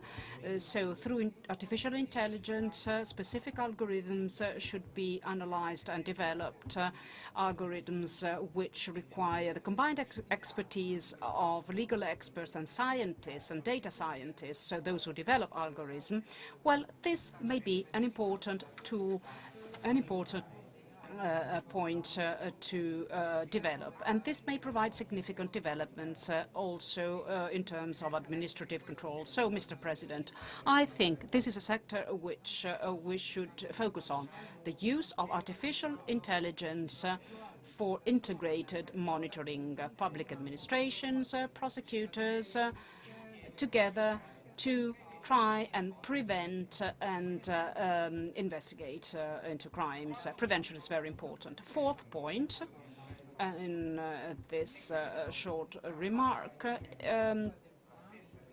the resolution refers to this point, Article 10 of the Palermo Convention. Article 10 of under Article 10 of the Palermo Convention, there is a need for contracting parties, contracting states to act and to counter environmental crimes, also in terms of legal persons. So not only through criminal sanctions, but under this article of the Convention, administrative sanctions should be enforced, not only criminal sanctions that are proportionate, dissuasive and effective. So a special focus on legal persons. However, the resolution of the Convention refers to the need to have a multidisciplinary approach through the involvement of private individuals. And so it is extremely important that within this integrated picture for the protection against environmental crimes, the Convention and the resolution referred to, so it is important to focus on corporate compliance, so how corporations are organized in terms of prevention, because environmental crimes cannot be eliminated just through investigations or through the criminal system. It is essential to put in place an integrated system, public administrations, administrative checks, and prevention. And the first prevention is carried out by companies, by corporations, by means of careful corporate compliance. And this has been referred to by the G20 declaration, point 57 and 58, that refer to private sector transparency integrity and accountability.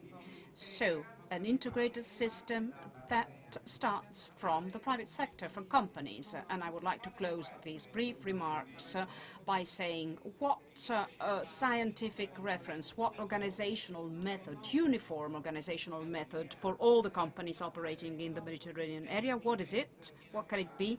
We already have technical specifications developed by international organizations, ISO norms. These are technical norms that must be complied with by most companies to identify uniform modalities, uniform requirements to which they should adapt in order to be compliant. We have ISO 37001, 14001, so we do have technical norms because the relationship with the scientific world is essential.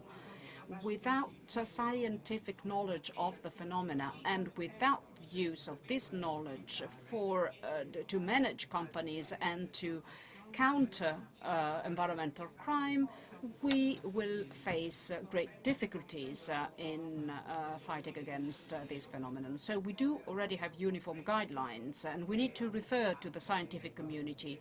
This could be incorporated into a protocol because it can be a first important reference point for what is known in Italy as legality rating. So a parameter, a yardstick to assess the compliance level with general norms by the companies. I think this should be the starting point.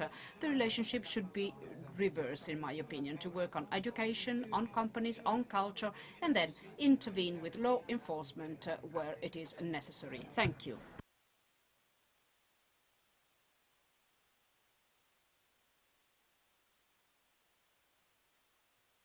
Thank you very much, Mr. Fimiani, for this very enlightening and very interesting presentation on crimes against the environment and how the tools that we have in place or can be created and could be used in order to tackle this challenge.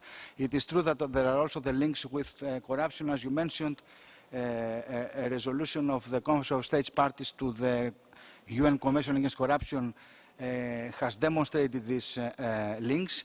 Now the process in the Crime Commission with the new mandate given to UNODC was primarily to explore and compile the views of member states in order to see the feasibility, the possible feasibility of a fourth additional protocol against a specific form of environmental crime, which is the wildlife trafficking. Of course, it depends on the commitment and the priorities of the international community to see whether an expansion of the scope of application to include also other crimes against the environment could be a priority and the basis for further negotiation of such an instrument. Which will be also an opportunity to discuss the usefulness of such provisions as the ones mentioned by Mr. Fimiani on special investigative techniques and the use of artificial intelligence in this field, on international cooperation, and also on the liability of legal persons based on Article 10 of the Convention. With these thoughts in mind, I will now refer to another interesting dimension of our discussion, which is that of targeting the proceeds of crime and the illicit financial flows derived from activities of organized criminal groups. And I think that we have the opportunity and the happiness and the privilege to have an expert to discuss all these issues, Mr. Markus Pleger, President of the Financial Action Task Force, who is invited to address the audience. Thank you very much.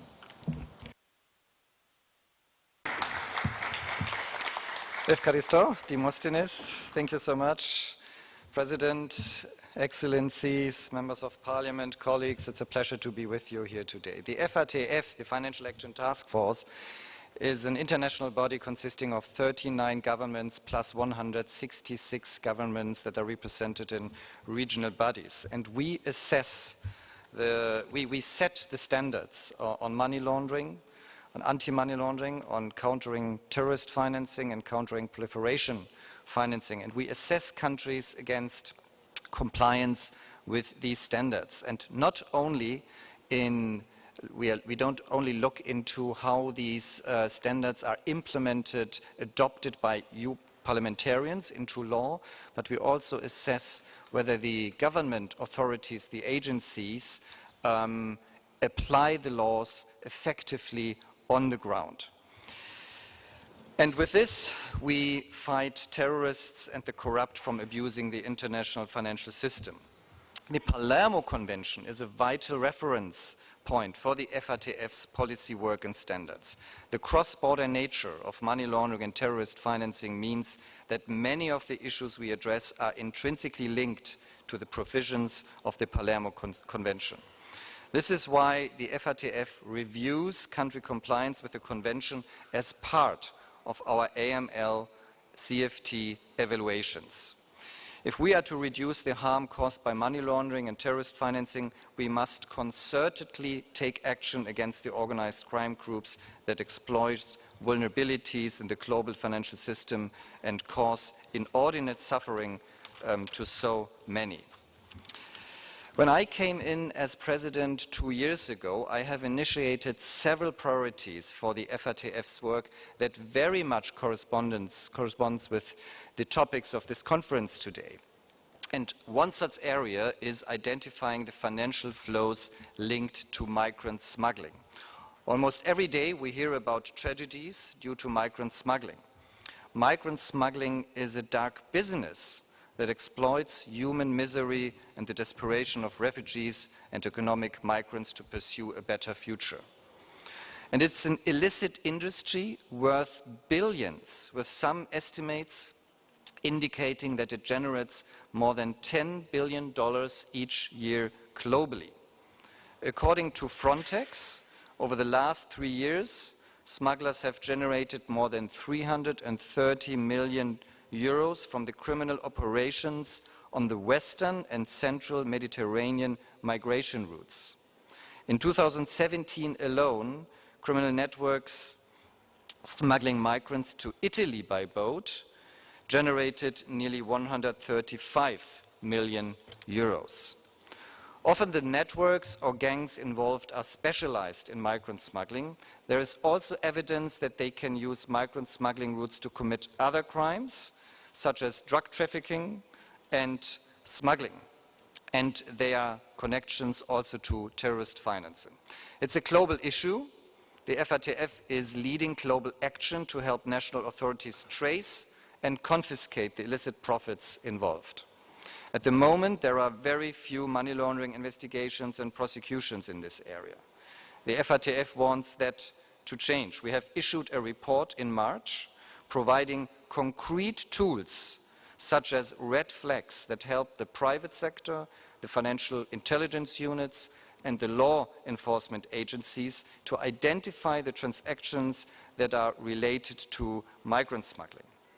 By working together, national authorities can follow the money behind migrant smuggling gangs. Countries need to proactively investigate the dirty money linked to these groups and work together, sharing information to trace, disrupt, and confiscate the money flows. Another priority I initiated 2020 in the FATF, and that is one also covered by the protocol of the Palermo Convention, is illicit arms trafficking.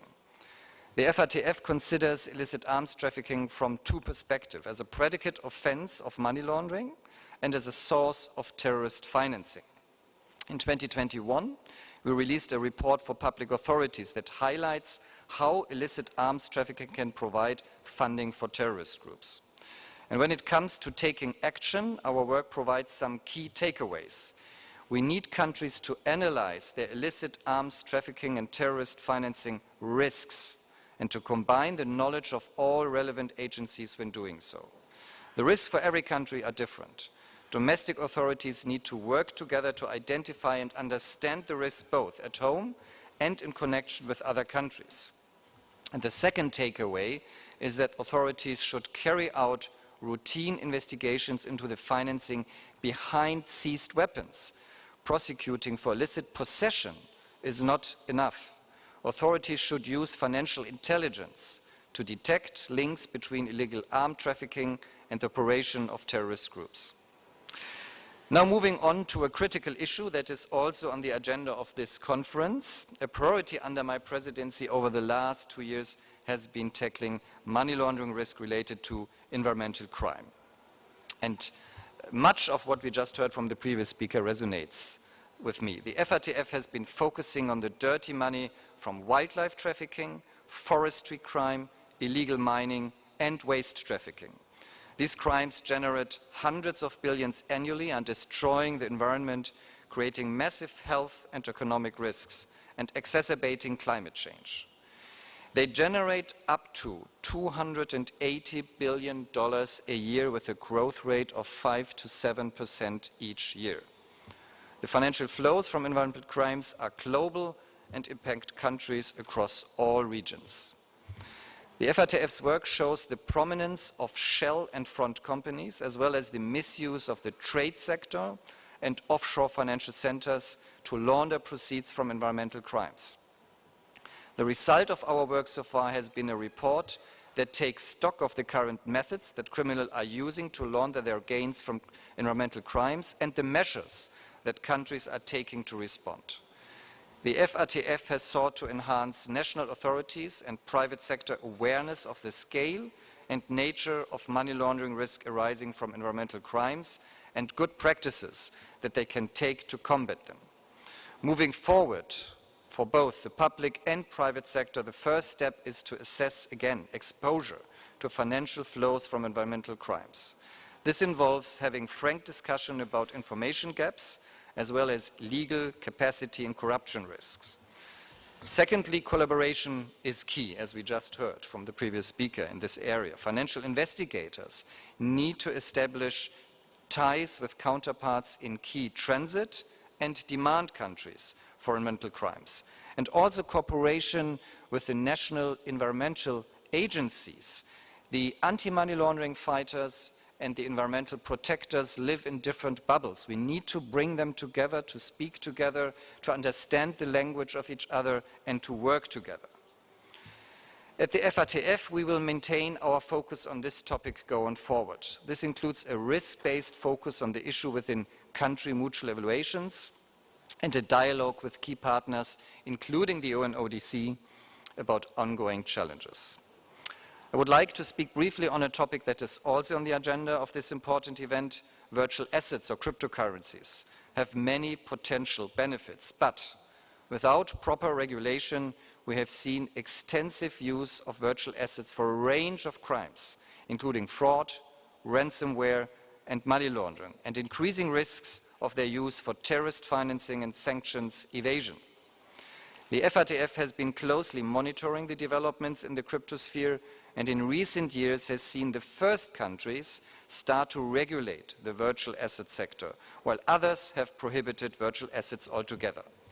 Yet, gaps in the global regulatory system have created significant loopholes for criminals and terrorists. And in response, in 2019, the FATF was the first standard-setting body to issue global binding standards to prevent the misuse of virtual assets for money laundering and terrorist financing. When we reviewed progress in 2021, we found that less than half of countries worldwide had the necessary legislation to implement these standards. So the message from the FATF is clear. Countries need to implement these standards as a priority.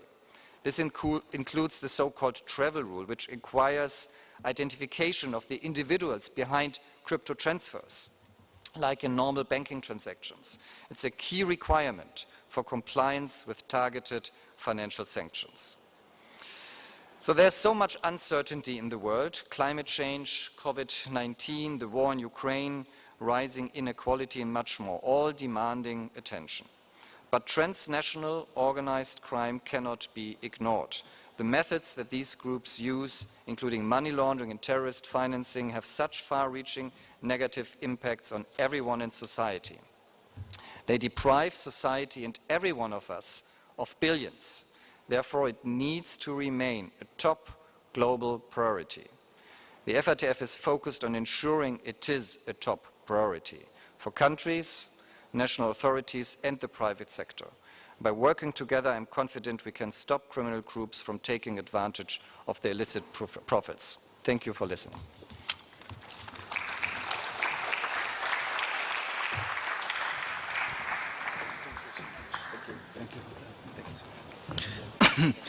Thank you very much, Mr. Plager, for this very interesting presentation, focusing on crucial and practical aspects of investigation and prosecution of different forms of transnational organized crime. I will keep from your presentation the need to identify and address accordingly illicit financial flows associated with the smuggling of migrants, and therefore there is the need to upgrade capabilities for conducting financial investigations and also use financial intelligence in this regard. The need also to address illicit financial flows derived from illicit arms trafficking, and here the Convention has the tools to offer solutions. We should not forget in the relationship between the parent convention and the protocols, the general provisions of the Convention can be used accordingly and in an analogous manner for offences covered by protocols like the one on firearms. Also, the need to address money laundering in relation to environmental crimes.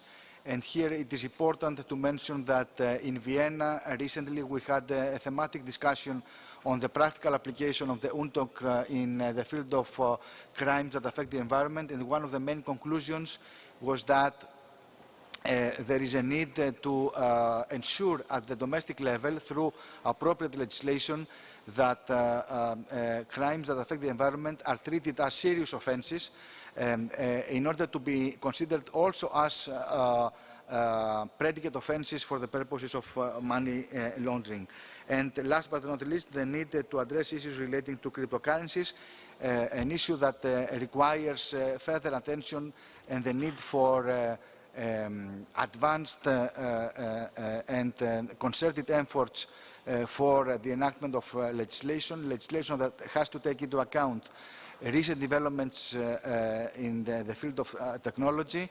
And for parliamentarians, it is very important to bear in mind that such legislation should address these challenges in a technologically neutral manner in order to have this adaptability and flexibility to address future challenges in this particular area. With these thoughts in mind, I will give the floor to our last speaker in this session, Mr. Roberto Tartaglia, Deputy Head of the Department of Legal and Legislative Affairs of the Italian Presidency of the Council of Ministers. Mr. Tartaglia, the floor is yours, and thank you very much for joining us. Thank you so much for your presentation. Buonasera a tutti. Io ringrazio. Good afternoon. I would like to thank the Parliamentary Assembly of the Mediterranean and its President for this invitation, which enables me to speak before such a distinguished audience and distinguished speakers. I would like to tackle an issue, the Palermo Convention, which is very dear to all those who cherish the issue of freedom of individuals and freedom of peoples. Because at the end of the day, this is what we are talking about when we discuss about combating and preventing organized crime. And this is an issue that it is very dear to me as well, because before working in this office, I was a public prosecutor in the city of Palermo, the city that gives its name to the extremely important convention that we are discussing today. It is a convention that has gotten a bit old with its 22 years of age. But when it was signed, it was very far-sighted. It is a global instrument. It has become a universal instrument to prosecute and prevent not only classical mafia organizations, but also a set of potentially indeterminate types of collective phenomena which have already been outlined and mentioned, such as cybercrime, trafficking in cultural heritage, environmental crime. So they couldn't even be imagined in 2020 when the convention was signed. And I also like to remember, and Minister Jese did that in a more authoritative way than I can do. This happens in the 30th anniversary of the Italian mafia attacks against prosecutors Giovanni Falcone and Paolo Borsellino. And thanks to Giovanni Falcone, if in 1991 he contributed to setting up the UN Committee on the Fight Against Organized Crime, and in the last week of April 1992, so 20 years before the terrible slaughter, the terrible attack that killed Giovanni Falcone, his wife and his escort, his last public speech was focusing on that. Giovanni Falcone was leading the Italian delegation, and he called for multilateral cooperation in the fight against organized crime, and we have found a small excerpt of his speech, April 1992. This was the position of Giovanni Falcone, and I'm quite moved reading his words at that time. So in the transcript, the representative of the Italian delegation emphasizes that treaties on organized crime are important, but they are not enough. In the future, the goal should be to enhance their effectiveness by means of real technical assistance, cooperation between judges, law enforcement agencies and civil society, exchange of experiences and expertise, training and seminars, cultural seminars, drafting of practical handbooks.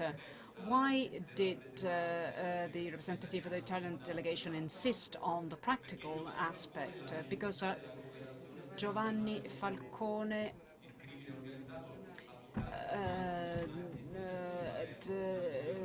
was involved in the Maxi trial, the largest trial against Sicilian mafia in the history of this country. So he, a couple of years before, and I mention another excerpt from his speech. He said in an interview in 1986, he was conducting the investigations. He said, let's stop investigations in Sicily, in Palermo, in Italy. That's not enough. So it was is it enough to carry out investigations in Italy? If the police seizes drugs destined to the US, why don't we go there to study the side effects of that operation? So it is the practical mindset, the practical need that feeds the farsightedness of Giovanni Falcone. I have used Falcone's approach in countries where cooperation would be impossible without the convention. And so my wish is that we could really have a second life, a second youth of the convention, and this is opened up by the review mechanism. I have the honor to participate in the Italian group that is working on the review of the convention. We have already had preliminary meetings, and so it is important not only to involve judges, prosecutors and law enforcement agencies using the convention every day, but I think that an excellent choice was made with the involvement of civil society organizations. The mechanism uses the great instruments of civic coexistence, soft power, peer review. These are the models of international cooperation, which is grounded on collaboration and not on coercion. A couple of remarks by someone who's used the Palermo Convention. What are the most important elements that were written in an international convention signed by 190 countries 22 years ago? And of course, this is the outcome of serious compromise. I would like to mention some of them, and then the last two, which are the most hidden elements that are truly revolutionary. The idea of introducing an international instrument, in an international instrument, the notion of organized criminal group that was accepted by 190 countries. Initially, it was said that that definition was too vague, and that would be its conviction. However, given the general notion, the convention could be saved, because we are still using that general notion to have a snapshot of new criminal phenomena. And we heard from one of the speakers say that we can still use the Palermo Convention also in the field of international terrorism, by fulfilling the wish expressed by the General Assembly of the United Nations with the 2000 resolution.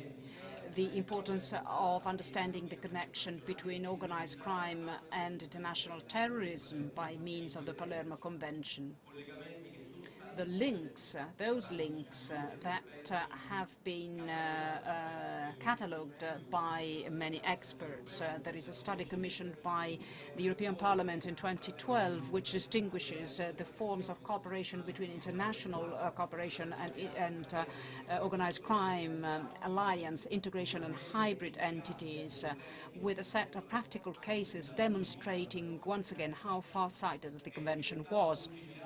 And it was far-sighted also to include a compulsory prosecution or criminalization accepted by 190 countries, obstruction of justice, money laundering, harmonization in one of the fields where harmonization is extremely difficult, criminal justice. And the review mechanism will help us understand if that harmonization has worked. And then the provisions on prevention, because we are quite proud to say that Italy has tested the the prevention approach, the importance of prevention. And Italy was one of the first countries that realized how fundamental, how important it is to act jointly, not only through criminal repression, and I'm saying this as a public prosecutor, but also through cultural and social repression. Then confiscation of assets, another very important goals achieved by Giovanni Falcone and the Palermo Pool. With that legislative foundation, it was possible to have no conviction-based confiscation. So confiscation that is not based on a judgment of conviction, but on prevention. So in 2000, that was really far-sighted. And I could carry on by talking about cooperating witnesses and the Italian experience in that. But I don't want to be too long. I would like to refer finally to two aspects that are not clearly visible in the convention. The first one, before holding this office, I was the vice head of the prisons department. And of course, I dealt with dangerous prisoners, dangerous inmates. So finding in the Palermo Convention a norm, a provision that obliges member states to have forms of social reintegration for all convicts or people sentenced for organized crime offences testifies to the intelligence of these texts, because integrating inmates or convicts into offenders into the society is not just useful for individuals, but it is also an effective tool against organized crime. So reintroduce individuals into society. It means to reduce the workforce of organized crime. And in Mexico, with UNDC, we spoke about how we could export the Italian approach to reintegration of prisoners. And last but not least, the provision of the Palermo Convention mentioning the obligation of the member states to involve the civil society in everything that has to do with organized crime. There are two obligations. The first one to address to member states to talk about organized crime and to explain what the causes and the impact of organized crime are, impact on civil society. This is the first obligation. The second obligation is to involve civil society in the in prevention activities of organized crime. It is difficult to choose between the many results, many outcomes of the actions of Giovanni Falcone and the Palermo magistrates. There is one thing that I would like to mention, and it is the change in the civil society in 1992. And I would like to read these words of Professor Maria Falcone, Giovanni Falcone's sister, professor, who is speaking about a traumatic event, the death, the killing of her brother. 1992 was the year in which institutions became aware, so not only institutions but also civil society became aware of the need to oppose Cosa Nostra. The great strength of the Palermo society and the whole civil society in pushing the state, the government, to fight against mafia. So a struggle that is worth of a civil society is something that has to be done with the civil society. So thanks to the provision of the Palermo Convention, there have been many, many events. The list would be very long. Events that show the involvement of the participation of the civil society. In those events, reference was always made to the Palermo Convention, which has acquired a new function, an additional role, an additional function that its signatory parties could not imagine. It has become a cultural reference point for the 190 countries, cooperation of institutions with civil society in the fight against organized crime. Thank you very much. Thank you for your attention and for involving me in this very prestigious event.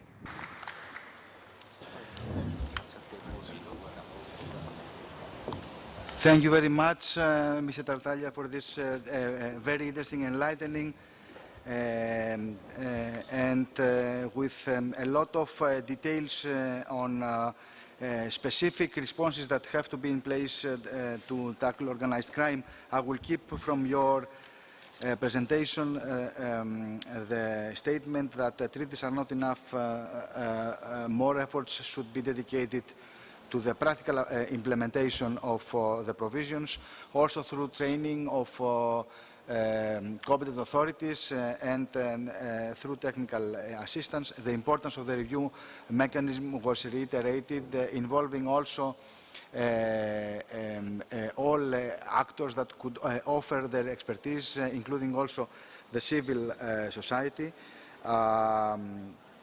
Let me also share with you my personal experience working with UNODC and while drafting the travaux préparatoires of the Palermo Convention. I have realized myself the huge distance that the international community covered in order to, first of all, to reach an agreement to start the negotiation, and finally to agree on a convention that was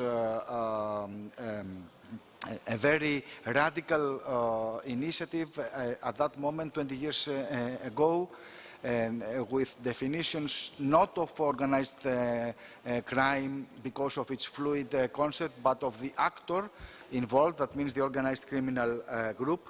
Essentially, the Palermo Convention is located in the middle of the route that the international community followed in order to adapt multilateral instruments, starting in the late 80s with the Drug Trafficking Convention in 1988, continuing in 2000 with the Palermo Convention, followed by the UN Convention against corruption.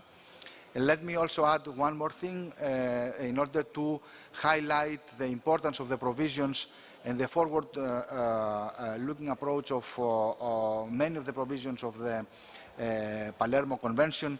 Let me add the provision and highlight the provision of enabling state parties to adopt more severe and stricter measures than those provided for the Convention. Thus, for example, giving the opportunity to implement non-conviction-based confiscation at the national level, which was mentioned in the last presentation, a measure which technically is not reflected in the Convention, but through this discretion given to state parties to implement more severe measures, this option has been made possible as well. So let me also summarize with one word what has been discussed as a focus of many of the views shared by our speakers in this particular session. I would say that the common denominator was to explore where we stand with the Palermo Convention, to benefit from the accumulated practice and the knowledge over the years since the adoption and entry into force of the Convention, then assess the current status, the present implications of the strategies at the national level to implement the Palermo Convention, and also with a future perspective to see what the added value and the potential of using the provisions of the Convention is in order to intensify efforts of the international community and all member states, particularly in this region, in order to tackle transnational organized crime through the effective implementation of the provision of both the Convention and its protocols.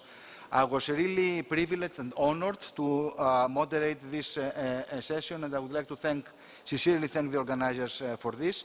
I would like to thank all of you for your attention, and I'm looking forward to the discussions also of tomorrow. Thank you very much.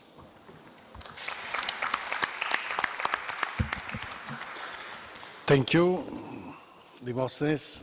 It's a great pleasure to have you as moderator and for your comments that are really pointed on the Palermo Convention with your great experience.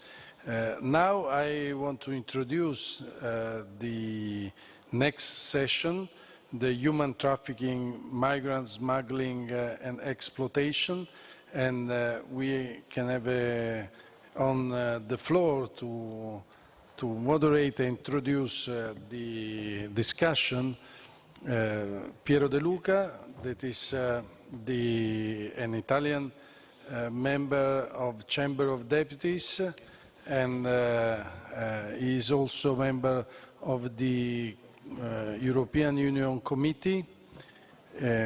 For us, it's a pleasure to have here. He's elected in this region too, and I give the floor to Piero for this first introduction. Thank you. Thank you all. Grazie, Presidente Migliore. Thank you so much, President Migliori. and kind guests, dear colleagues, ladies and gentlemen. For me, it is a great pleasure to moderate upon this panel, because Naples in this way becomes the capital town in the fight against transnational organized crime. Let me first of all introduce the speakers. We'll have Derar Humeid Belul Al-Farasi, who is the PAM Special Representative on Children and Armed Conflict, Federal National Council of the United Arab Emirates.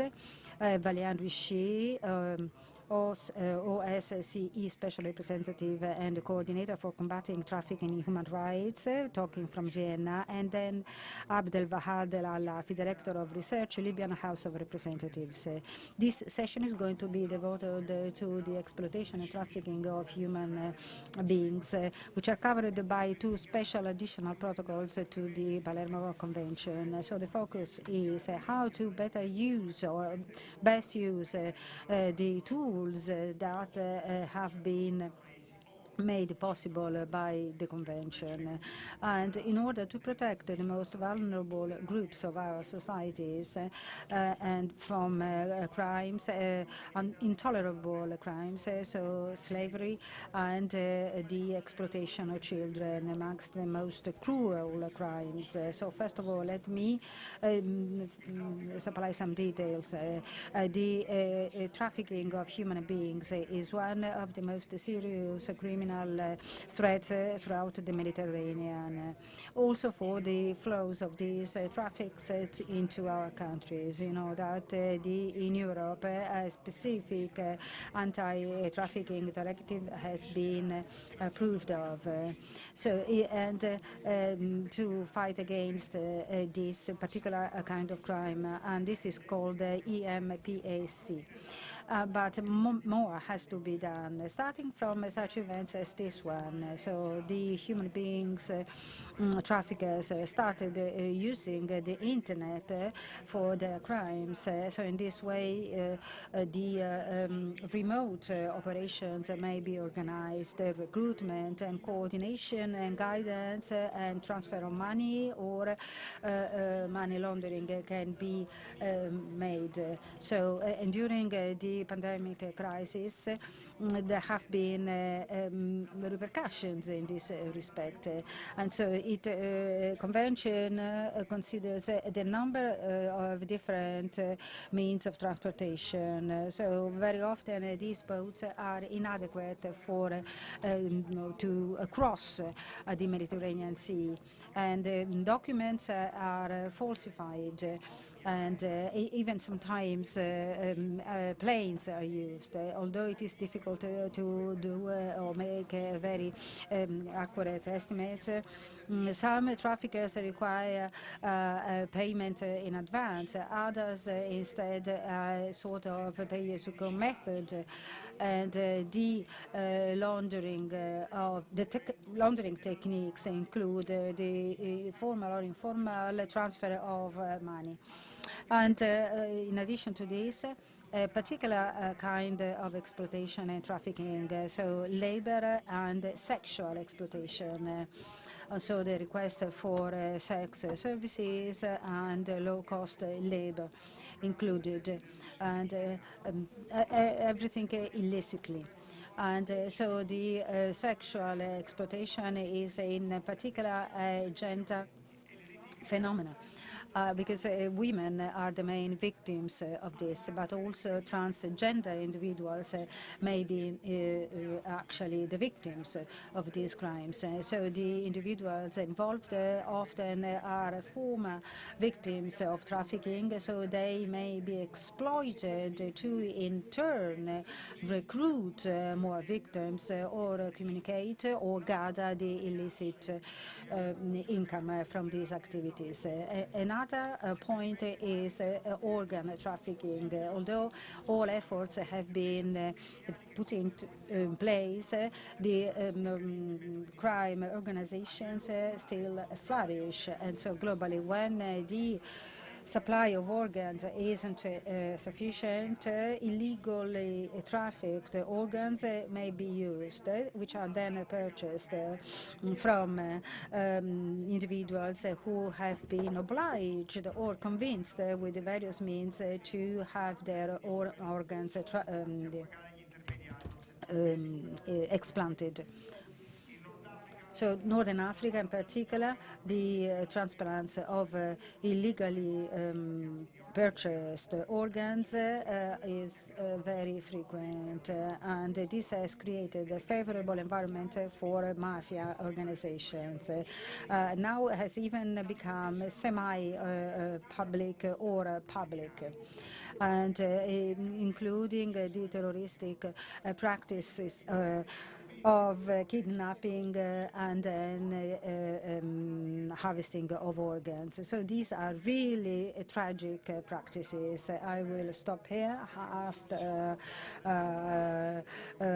providing a very brief summary of what the panel has been doing. Let me now turn the floor to Mr. Derar Humaid Belul Al-Falasi, and we will now watch a video he has produced for us. Thank you.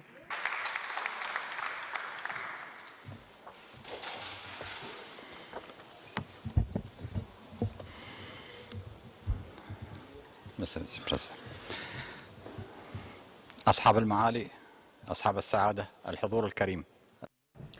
Ladies and gentlemen, may Allah's peace be with you.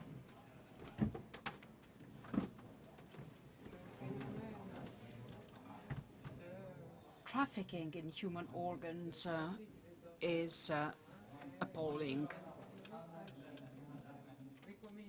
and the spreading of this phenomenon is increasing. We see that there is always fertile ground. There are many people who try to sell their organs.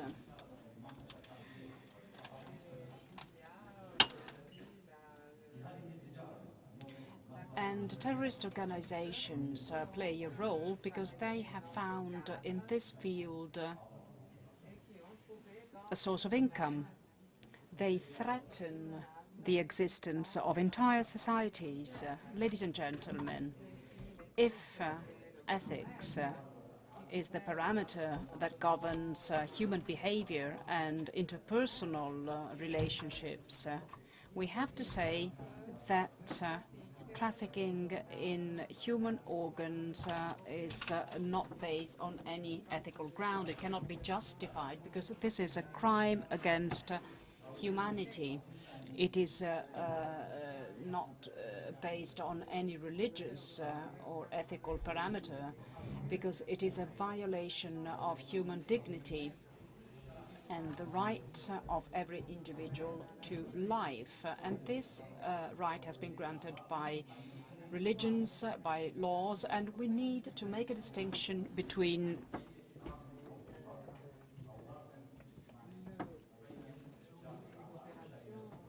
operations whereby people are forced to sell their organs and people who donate for free their organs. Traffickers do not have any ethical foundation because there is only greed, and this is why they try to commit these crimes. Ladies and gentlemen, this is a crime against humanity, and we can see the surprising numbers. If we look at the situation in the Arab world, we see that there is an extremely high number of cases. If we look at the places where Daesh, ISIS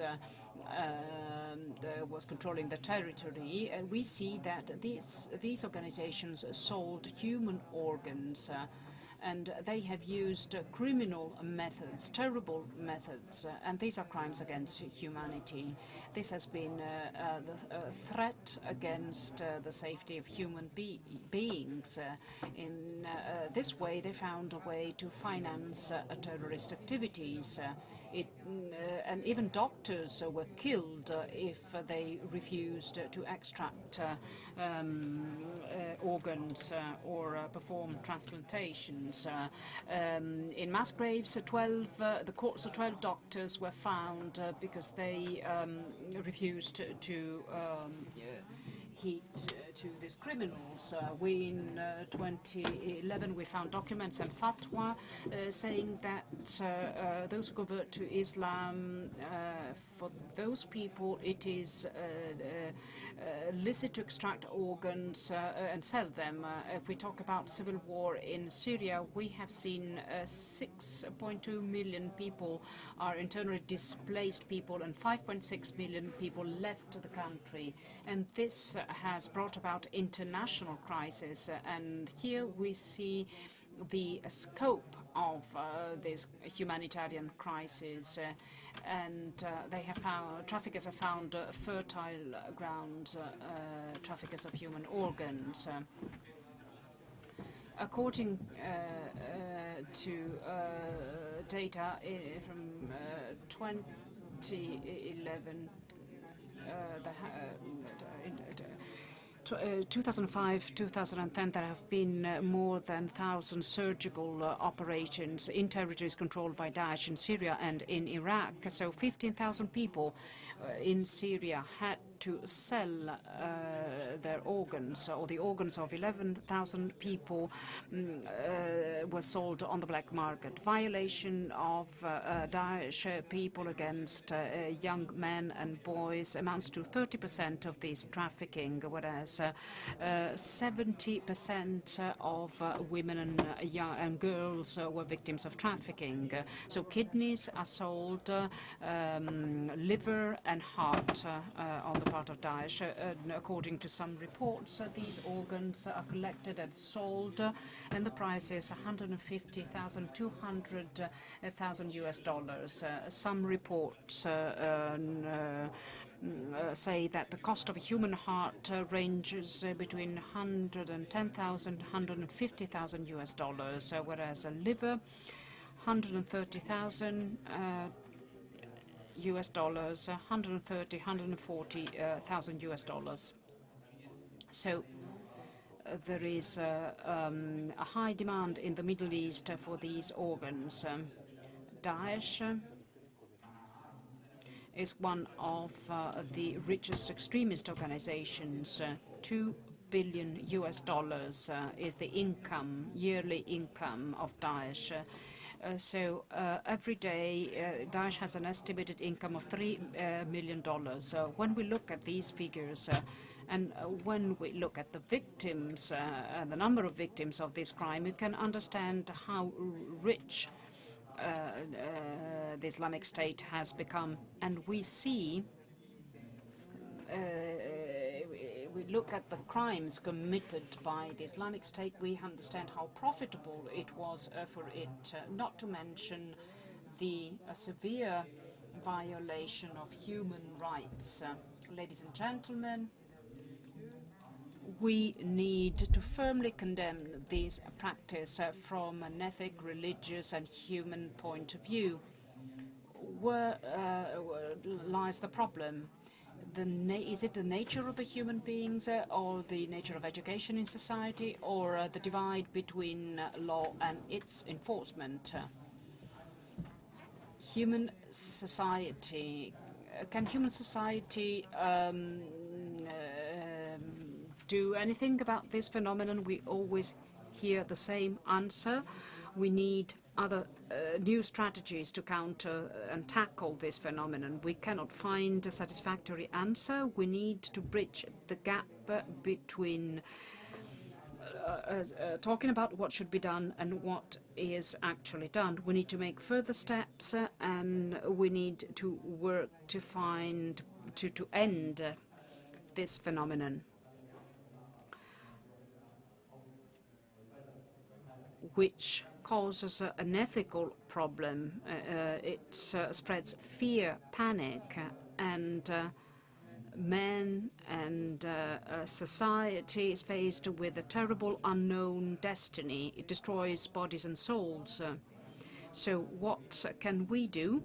we tackle this crime against humanity to protect our existence, to protect our values, our civilization, our progress, because we cannot be weak when we have to face terrorism and organized crime. We need to serve human beings for a more secure and a more peaceful and stable future. Thank you, and may Allah's peace be with you. Thank you so much, dear Derar, because this insight, it's very useful, and the relationship between the traffic of human organs and the richness of ISIS, it's really impressive in our opinion, and thanks a lot for that. I substitute my colleague Piero De Luca because he's involved in a meeting with our majority about some documents that we have to vote tomorrow and tomorrow in our parliament. So I give the floor to Mr. Andrea Salvoni, that is the Deputy Representative of OEC for the fight against the traffic on human trafficking. Thank you. In virtual. Grazie molto, onorevole Migliore. Good afternoon, everybody. If it's okay, I will speak in English solely because our content was developed in English, and that's just easier. However, it breaks my heart not to use my native Italian language, especially with such a distinguished audience. So thank you very much for the invitation, and congratulations, first of all, for the choice of the topic of the conference, and particularly for the focus around the future of the fight against organized crime. So let's talk about the future, and let's talk about how do we move from combating trafficking to ending it. So to talk about the future, let me give you 1 minute about the past. We heard about the value of the Palermo Convention and the Palermo Protocol. Let me express that value in the words of a survivor of human trafficking that we recently spoke with. She put it best. In my young years of career, I have not heard yet anyone so eloquently express the value of the Palermo Protocol as she did. She was trafficked in the 90s, before the protocol. And what she said was, when it was done to me, what was done to me was not even a crime. And that really tells it all. Before Palermo, trafficking in human beings was not even seen as a crime by most jurisdictions. Yet, 2 decades later, no country in the world has defeated trafficking. And in fact, we are not even close to winning. Human trafficking is as widespread, as embedded in our economies and society as it has ever been. In fact, it's in the technology we use to talk, it's in the clothes we wear, in the food we eat. But that's not to say that the fight is not winnable. So let me highlight 4 major challenges that we see at the OEC, sort of persisting challenges in the fight against trafficking. The first, impunity. There are tens of millions of trafficking victims in the world, and yet, in Europe, one of the regions that prosecute the most, only 1 trafficker is prosecuted for every 2,275 victims. 1 trafficker for every 2,275 victims. On what crime would that be considered acceptable? How does that talk about, what does that say about justice? And this is not only a human rights issue. This is a security issue, because the impunity traffickers enjoy is a grave concern for the rule of law, for the very foundation of our society. The second major challenge we see is around protection of victims, and particularly around identification. It is estimated that we identify less than 1% of trafficking victims. 1%. Now, these two challenges, prosecution and protection, are deeply interlinked. Yeah, but let me skim through this point. I'm sorry. So what can you do to address those challenges? Push your governments to prioritize efforts to combat the crime, to prosecute criminals and protect victims. Make sure resources are allocated for the folks on the ground doing the job. And here I come to my next point, laws. All the countries that are signatory to the Palermo Protocol immediately took laws to criminalize trafficking. However, as the moderator of the session earlier described, the trafficking crime changed dramatically over the past years.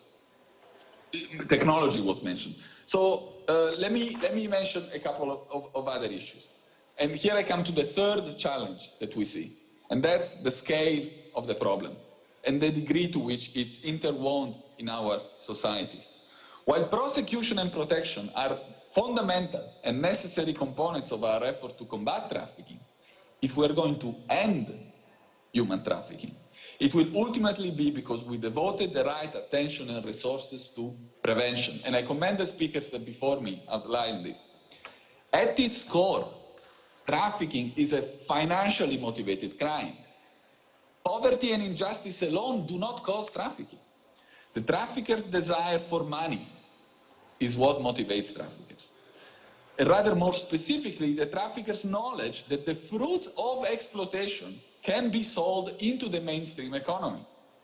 Today, as we speak, individuals, businesses, governments are paying knowingly or unknowingly for goods and services extracted from trafficking victims. Trafficking profits increased fivefold in the last 15 years to $150 billion a year. While these profits are paid to traffickers, they are paid by all of us.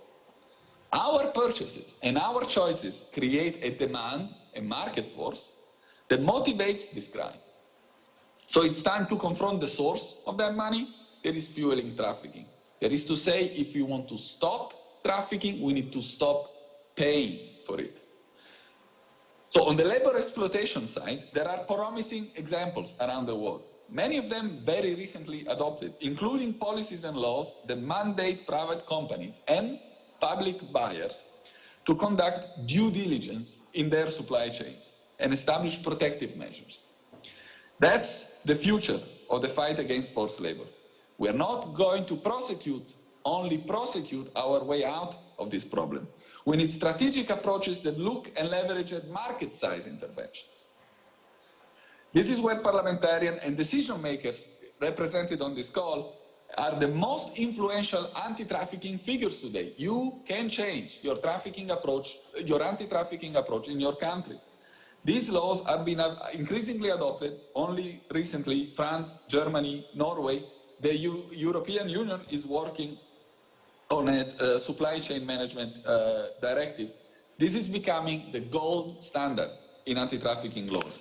And I encourage countries who have not yet looked into it to start doing so.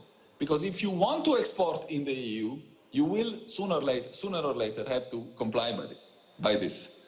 When it comes to trafficking for the purpose of sexual exploitation, the approach is very similar. Stop paying for it. So we need to ask ourselves, what steps can we take to stop men from buying sex from trafficking victims? I believe the time has come to address our passive acceptance or willful ignorance of the huge market for sexual exploitation worldwide. We're talking about $100 billion a year coming solely from sexual exploitation. That means it's 2,000 transactions a minute, 2,000 transactions a minute with trafficking victims, with women and girls and men and boys, but mostly women and girls who by definition did not choose to be there. Here too, parliamentarians and decision makers in government are the single greatest anti-trafficking actors, potentially. There are laws states can pass, for example, to criminalize men who abuse trafficking victims. Many of the states represented here today already have these laws, but most do not. We need a broad societal even historic change in our approach. And it's time to implement the policies that will get us there. By the way, this is the road that the Palermo Protocol itself prescribed in Article 9, Section 5, when it mandated countries to take measures to discourage the demand that fosters exploitation that leads to trafficking. It's not only the right strategy, it's also an international legal obligation by Palermo. Linked to the scale problem, we also need to counter more effectively, and it was explained earlier very eloquently, technology-facilitated trafficking. The intersection between technology and trafficking is in fact one of the defining topics in the current global conversation to end trafficking. And that's why we think that the future success of countries in eradicating human trafficking will largely depend on how well they're able to regulate the intersection between the two. Let me explain and consider these very simple statistics. 75 of victims of trafficking for sexual exploitation, 75 are today advertised online. Or think about the increase by 300% only last year around online child exploitation material. Last year, in fact, was by far the worst year on record for online sex abuse online, as I said. Online exploitation is growing almost without limits, and we need to counter this exploitation. There are laws that should be passed here as well. For example, mandating websites and technology companies to monitor their platforms for abusive or illegal material. Conduct checks on the uploaded material, including, for example, verifying age and consent of the depicted persons. Did these people want that or not? If they don't, chances are that's a trafficking victim. Make it easier to report and take down material that didn't respect those parameters. Once again, this is a crucial area for policymakers to intervene and to make long-lasting change. Which takes me to the fourth and last major challenge in anti-trafficking efforts today. And that's really the one that sums it all up. That is the need for political will. After the Palermo Protocol was adopted, countries passed laws that criminalize trafficking, and that was great, and in fact, groundbreaking. But the work is not done. Human trafficking changed, it expanded, and so must our response. This means granting the necessary resources for law enforcement, prosecution, and judiciary bodies to carry out the task, but it also means adequately passing laws that recognize the scale of the problem today. Over the past years, we met with ministers, with parliaments, with NGOs and private companies. We met with victims and service providers, with prosecutors and technology developers. The picture is dark. Trafficking has never been so intertwined with our societies and economies as it is today. It is hidden deep in our supply chain or in plain sight in our cities and in the digital sphere. Yet, we see today examples of new and unprecedented level of attention among political leaders in the OSCE region and more broadly across the Mediterranean. Something is changing. And conferences like yours today demonstrate that. We believe we stand at a unique moment in time, a time when building safer and more resilient societies and economies finally free from exploitation is possible. Human trafficking remains an open wound in our world. But if we prioritize the necessary political resources to combat it, if we adopt the right strategy to combat it and the right laws, we can end it. Thank you very much for your attention. Thank you very much for the invitation, and good luck with the rest of your conference.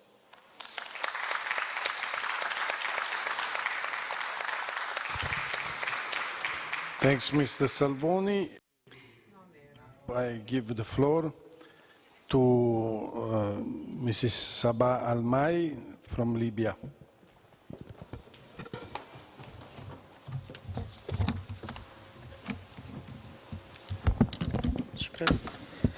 بسم الله الرحمن الرحيم. مساء الخير عليكم جميعا.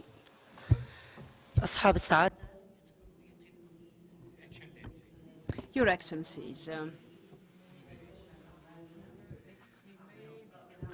let me express my wish that this conference is successful by producing new ideas and feasible activities that can enhance national activities and foster international cooperation and dialogue. Partnership that exists with the UN office in terms of fight against drug trafficking is a very precious partnership, and this phenomenon that exists within our boundaries requires a collective approach. Thanks to all our partners in the UN for the support to this work. Libya, considering its geographic and strategic position, is a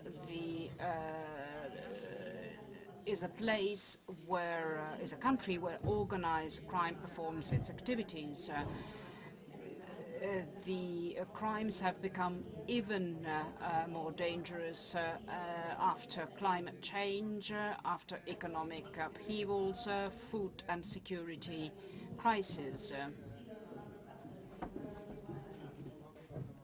And this has caused the migration of flows of peoples towards areas that are not as affected by these problems.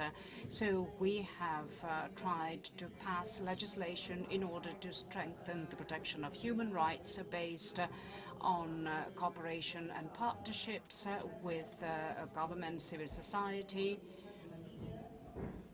and international organizations. This is one of the challenges that Libya has to face, despite divisions. Now I will talk about the commitments undertaken by lawmakers in tackling human trafficking. Severe punishments are envisaged, and Libya wants to pass a new law criminalizing trafficking in human beings, and the ad hoc committee intends to submit a draft law.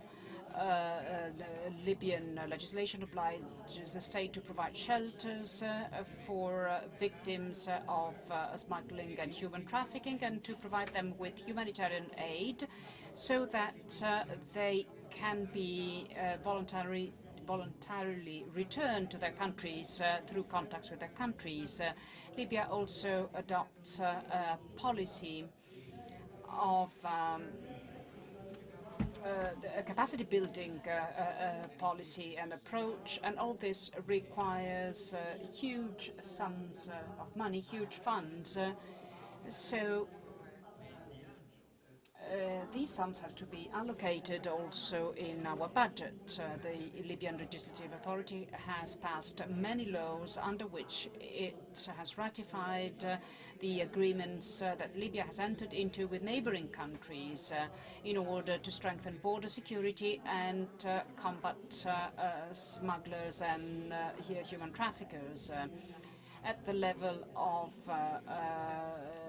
legislative oversight of the executive branch, we have carried out several interrogations to assess the efficacy of the actions aimed at curbing the phenomenon. However, the rational policies of the previous government and the trafficking migrants were not confronted. So this is one of the reasons why the previous government received a vote of no confidence from Parliament.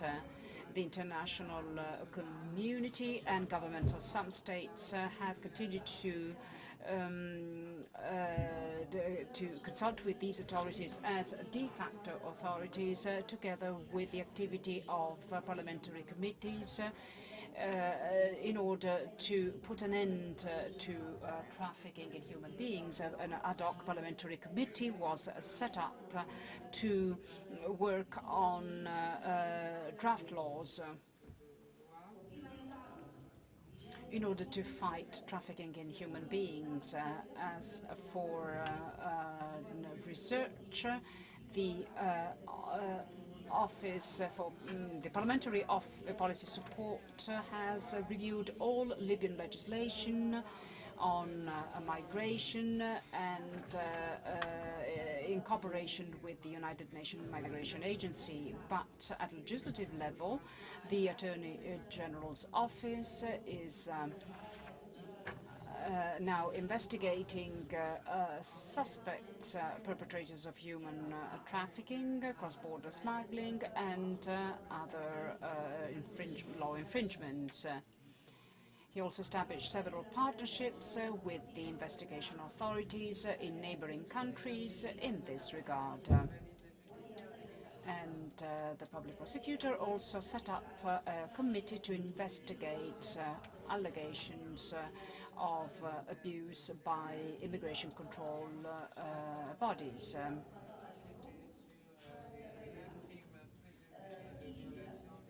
And as far as Libyan judiciary is concerned, the principles established by the Supreme Court are binding on all lower courts, and the Supreme Court issued a recent principle over the last year that the Convention, once ratified, becomes effective. It becomes part of domestic law, and it so prevails over ordinary law. The protocol to prevent and suppress and punish trafficking in persons, especially women and children, supplementing the convention, which Libya has already ratified, is now part of national legislation. There are courts specialized in immigration-related crimes, and there have been general prosecutors' offices prosecuting transnational trafficking crimes in all Libyan regions. In compliance with international laws, we have set up a Ministry for Migration Affairs, and the Undersecretary of the Ministry of Interior for Migrant Affairs was set up within the new government. The Parliament, the House of Representatives, is pleased to cooperate with all international organizations and civil society organizations, and it works with the UN support mission in Libya and the International Committee of the Red Cross, but the commitment of all these organizations was not up to the expectations and the challenges Libya has to face.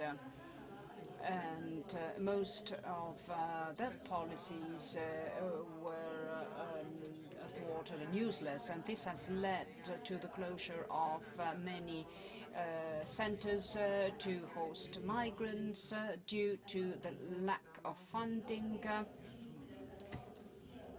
And in addition to all healthcare services, together with international organizations such as the International Organization for Migrations and the Red Cross, the House of Representatives facilitated the entry of international and local organizations into shelters to demonstrate that international standards have been complied with. Crises in the region cause mass migration. So the Libyan economy cannot host all those illegal migrants. International reports criticizing the Libyan authorities do not consider the situation, the difficult political situation, as well as the fragility of the Libyan state. And all this makes it difficult for Libya to tackle this crisis. Undoubtedly, present challenges require the rollout of practical plans, and the international community must act responsively and must look for solutions, because the international community cannot just leave the burden on the back of a single country, and because this will lead to no results. There are countries of origin, countries of destination, and only the transit countries have been, and destination countries have been mentioned. So the transit country is not capable in many situations to manage the crisis, and this is why we have this problem of human trafficking that affects my country in general. Thank you for listening.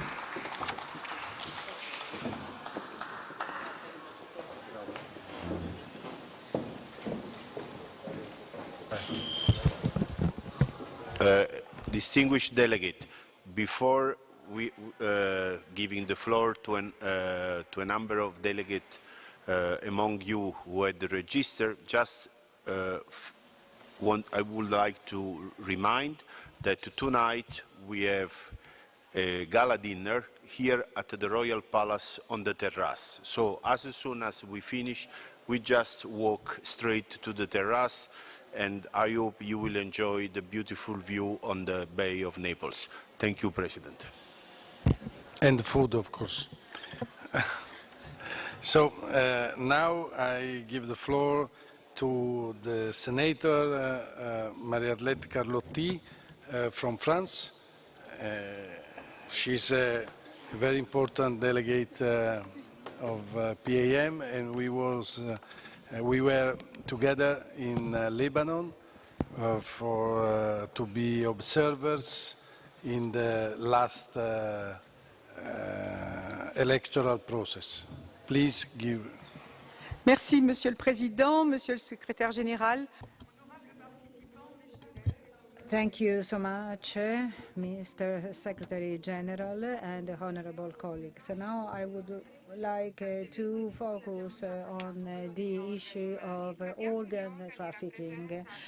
So organ transplantation is a considerable advancement that allows to save the lives of many deceased people. But on a global level, there is a difference and there is a gap between supply and demand. And as it usually happens, it's here that the organized crime finds an opportunity. So 3% of demand for organs has been met in the world. So in Europe, 35,000 transplantation procedures have been performed, but we have 350,000 people waiting, and many of them dying waiting for transplantation. And therefore, it is in this scarcity and lack of organs that has already been mentioned that in the 80s, the so-called tourism of transplantation has developed and thrived. It has been estimated that about 300,000 illegal transplantation procedures are performed each year. But donors and receivers receive procedures with no medical assistance, and in most cases nobody knows where these organs come from.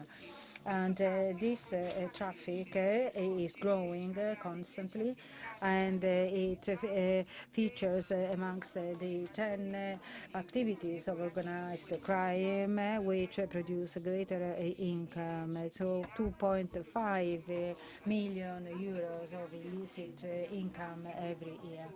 And this is a huge traffic whose definition and identification is difficult. There are also very poor donors. We have seen the statistics and the isolated minors, migrants in general, and the traffickers' networks actually follow the migration routes, and many countries are involved by migrant flows, such as Egypt, Libya, and Lebanon or Syria. May purchase organs from traffickers and pay $2,000 or $2,500 according to the Financial Integrity NGO.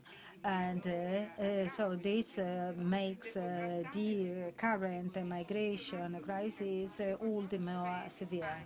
And in Spain, that's Giacomo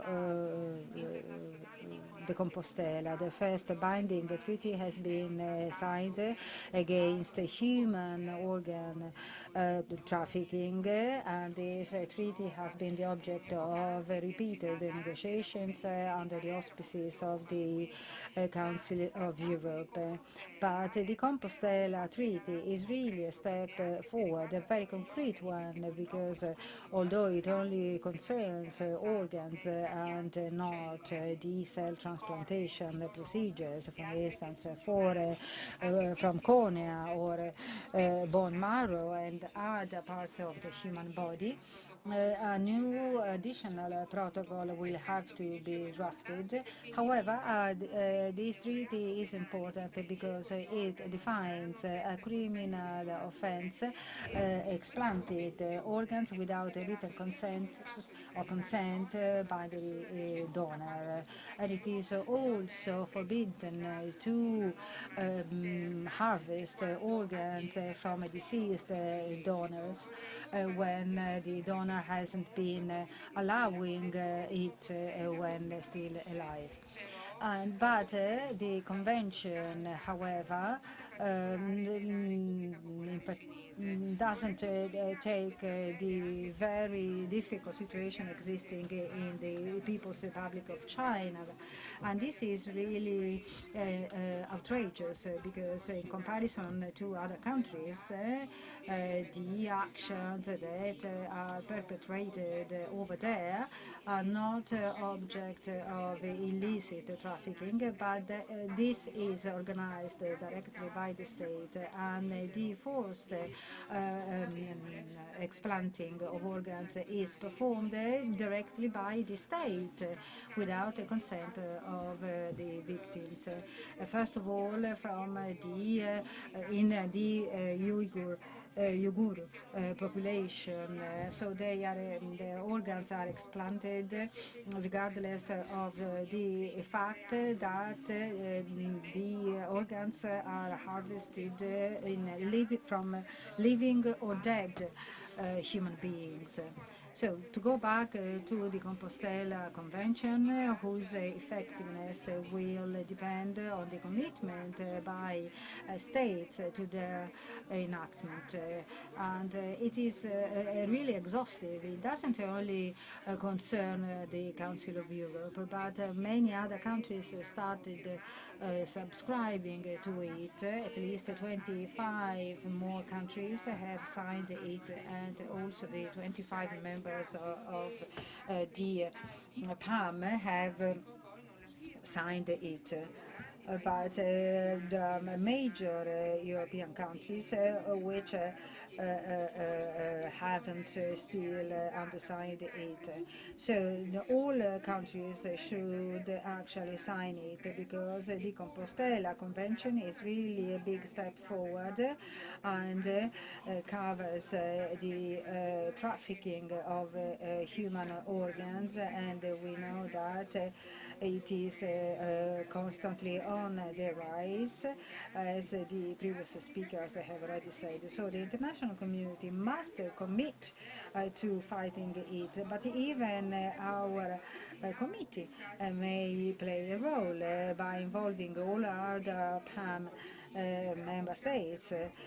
We can at least propose all our member countries to undersign it. So in the declaration to be presented at the end of this meeting, the Compostela Convention might be proposed or suggested as one of the additional elements to be added and included in the fight against organized crime, because this is an organized traffic. So we should follow the example of Judge Falcone fighting against organized crime in its all forms. And I wish here to mention once again also the Judge Pierre Michel, who was killed by mafia in Marseille. Thank you so much. Maria-Arlette Carlotti. Thank you very much, Maria Carlotti. Atayus Lu from Turkey to take the floor.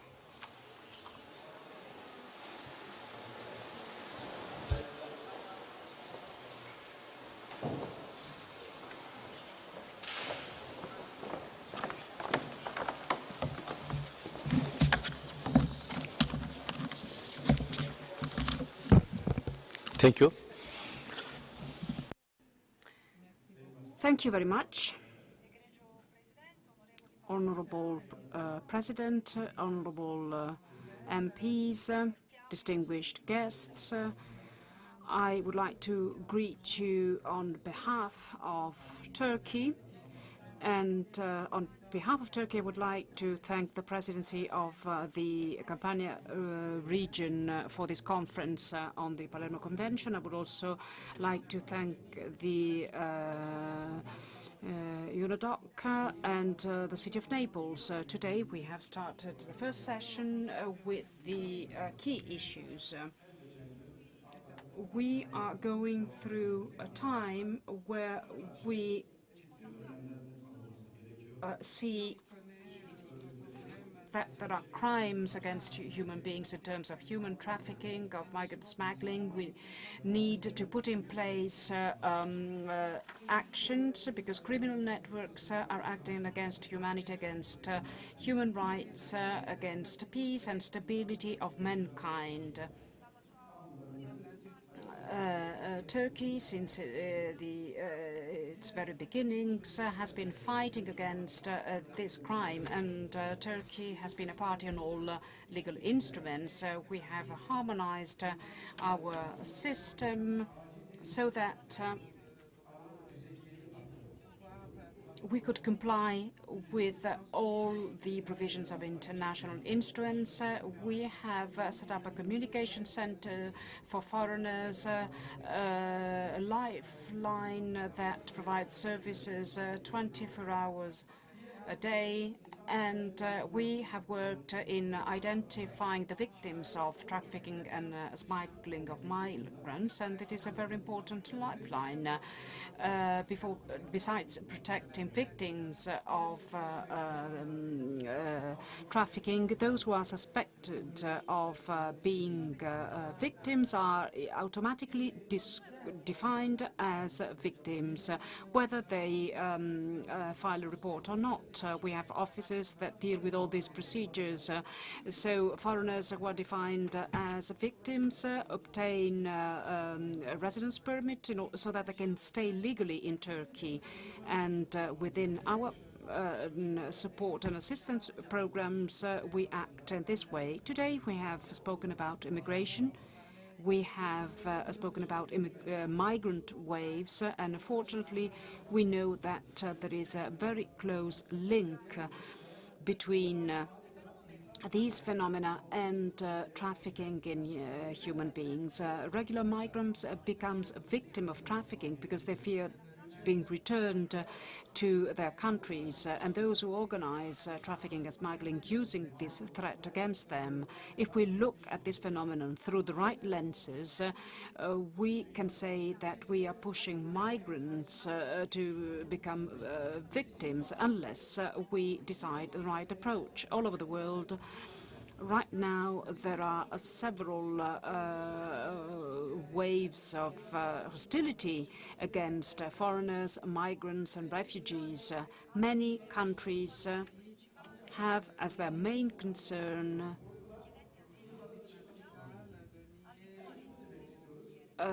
pushing back migrants and refugees.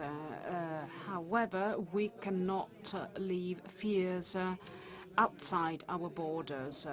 And by keeping migrants outside our borders, we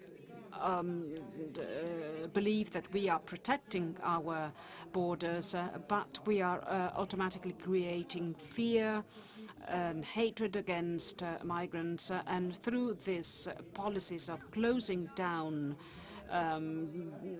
borders, we are creating situations that can victimize those people. Once again, I repeat, we should change our paradigms, our approaches, and we need to show the same efforts that we use in pushing back migrants. We have to use the same efforts to integrate them into our societies. Migrants and asylum seekers are not the culprits. They are the victims of this offense, which is an offense against humanity.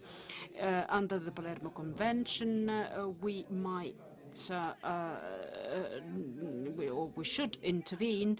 We may even define new methods. And UNICEF says that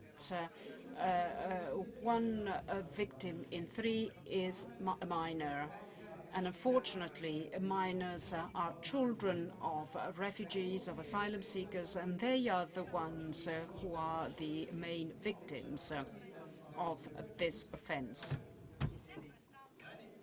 And according to the reports published in Europe by the most important institutions, we know that more than 10,000 minors have disappeared. Who knows? They may have ended up in mafia organizations trafficking in organs or in criminal organizations. I think we should act together to raise awareness, and we must act in this sense. Dear guests, we as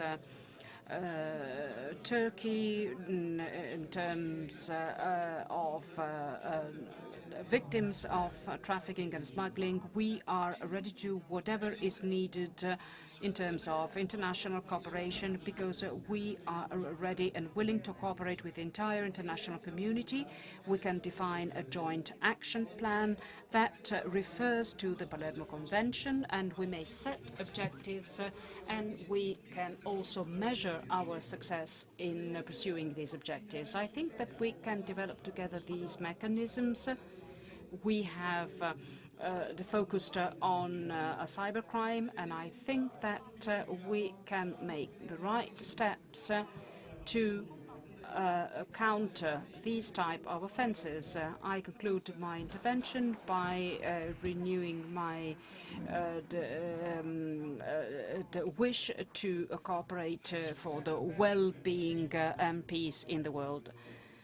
Thank you. The Turkish Parliament in a very important event that we had on this topic on the migration and on refugees. I want only to remember to everybody that today is the Refugees' Day, and that's another thing that we want to underline in this moment.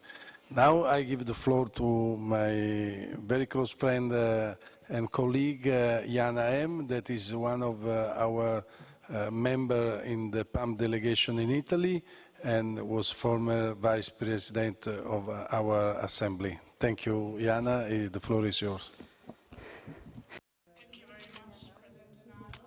Thanks, everyone, for being here today. And thank you also for the panelists for these insightful talks and presentations which have given food for thought and also introductions from Darar Balul, from the OSCE, from Libya. The Palermo Convention, I want to remember, is complemented by 3 protocols, including the protocol against smuggling of migrants by land, sea and air, and the protocol to prevent, suppress and punish trafficking in persons, especially women and children. PAM is committed in its revision, and we all must do our utmost to ensure protection and distance of whom are escaping from atrocities, being it in the Syrian-Ukraine conflict, being it in Yemen, be it in Syria, be it in Libya and in Yemen, being it in Ethiopia. It is important to remember how PAM member states, including Italy, are either countries of origin, transit or destination, or sometimes 2 at once. And although this very complex present moment, the Mediterranean is and remains, unfortunately, the deadliest migration route. 30,000 arrivals at sea in the European Union only since the beginning of this year. We talk about 500 deaths only in 2022, 1,600 deaths in the past year, 20,000 people died in the past 8 years. Travels and arrivals are organized by traffickers and traffickery, exploiting people's misery, who often flee war, repressive regimes, climate change, or simply in search of a better life. And the world pandemic, as well as the outbreak of the conflict in Ukraine, have only tarnished this issue. As example, in the Mediterranean, I also today want to take Libya as an example.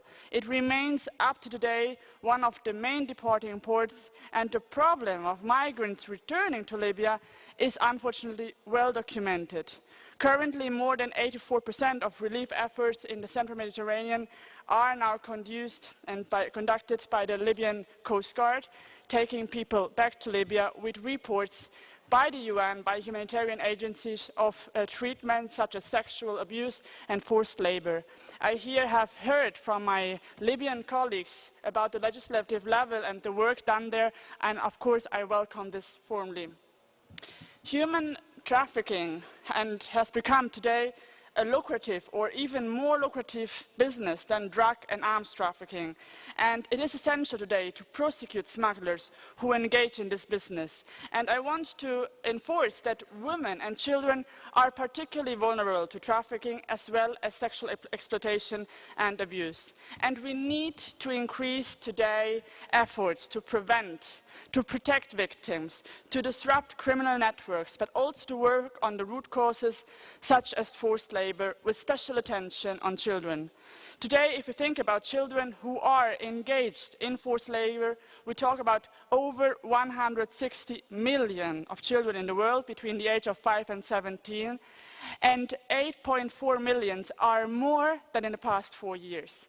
It is not enough to include this point only in the 2030 agenda of sustainable development. More has to be done, making it a national and international priority and ensuring at the same time primary education for everyone. At PAM, we can also not be worried by the lack of a European agreed policy for managing migrations. Such an uncertain situation is exactly one which provides fertile ground for human trafficking and smuggling to increase. Another issue that worries us are the implications of climate change, which I've mentioned before, and the extreme lack of security in the MENA region and in the sub-Saharan Africa. Without addressing also these root causes, we can only expect an exponential increase in migration and thus human trafficking towards the PAM regions. Possible solutions, we have already heard some of them by the experts which I have talked before. I also want to add some more. Increase secure and legal accesses. Stop any sort of collaboration where abuses are taking place.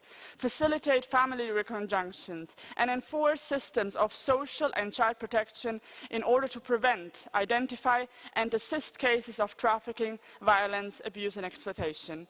We have also to increase case-by-case decisions and also to improve cross-border cooperation. And today, the day of the World Day of Refugees, I think think that especially as PAM, we have the duty but also the possibility to work together and to make all these topics a priority for all our countries, but especially for the Mediterranean region, and we have to act now. Thank you very much.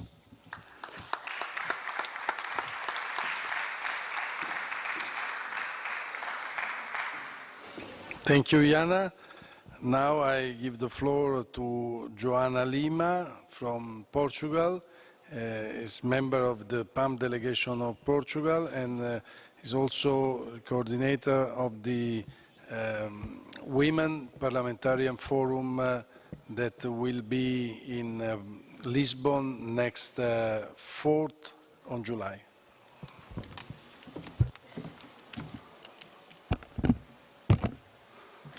Merci, Monsieur le Président. Thank you, Mr. President, ladies and gentlemen, dear colleagues. Everywhere, trafficking in human beings is the third illegal trade that is most profitable after drugs and weapons. This practice affects all countries and doesn't spare any individuals, although women, minors, teenagers are the most victims.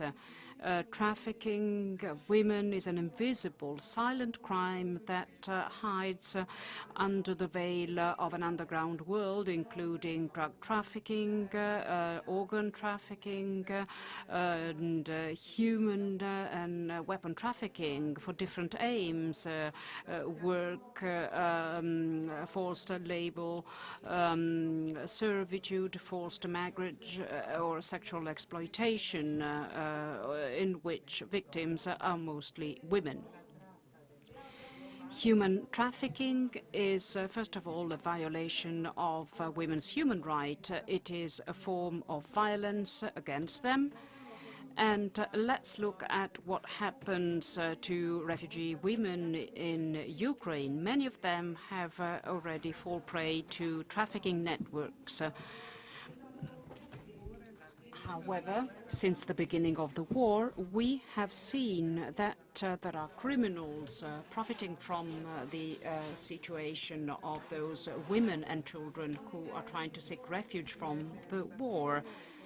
Borders, in railway stations, in distribution points, we see that there are attempts of recruitment which make clear that offenders from the prostitution milieu come into action. And we mustn't forget that all the young women that die were trying to cross the Mediterranean, where those who reach the countries of destination often fall prey to traffickers. In other words, as if the atrocities in the crisis context that forced them to leave everything behind them were not sufficient, they find themselves imprisoned by criminal networks, and this may cost their lives. In the latest years, Portugal has addressed the growing concern at European and international level, and it has devoted its attention to the phenomenon of women trafficking for the purposes of sexual exploitation. The current parliament launched last March the project to improve prevention, assistance and protection and reintegration systems of victims of sexual exploitation, greater protection of women, of women migrants is necessary as envisaged by the Palermo Convention. Recourse to sexual services provided by victims of trafficking must be criminalized, and stronger and more rigorous measures are necessary to fight against the proliferation of this phenomenon. Greater cooperation and a more stringent follow-up are necessary to fight those criminal networks. It is necessary to strengthen measures included in the protocol for these purposes and intensify reaction mechanism. Thanks for your attention, and in particular, thank you to you, Mr. President. Obrigado, Jana. Now I give the floor to the Senator Ashour from Algeria.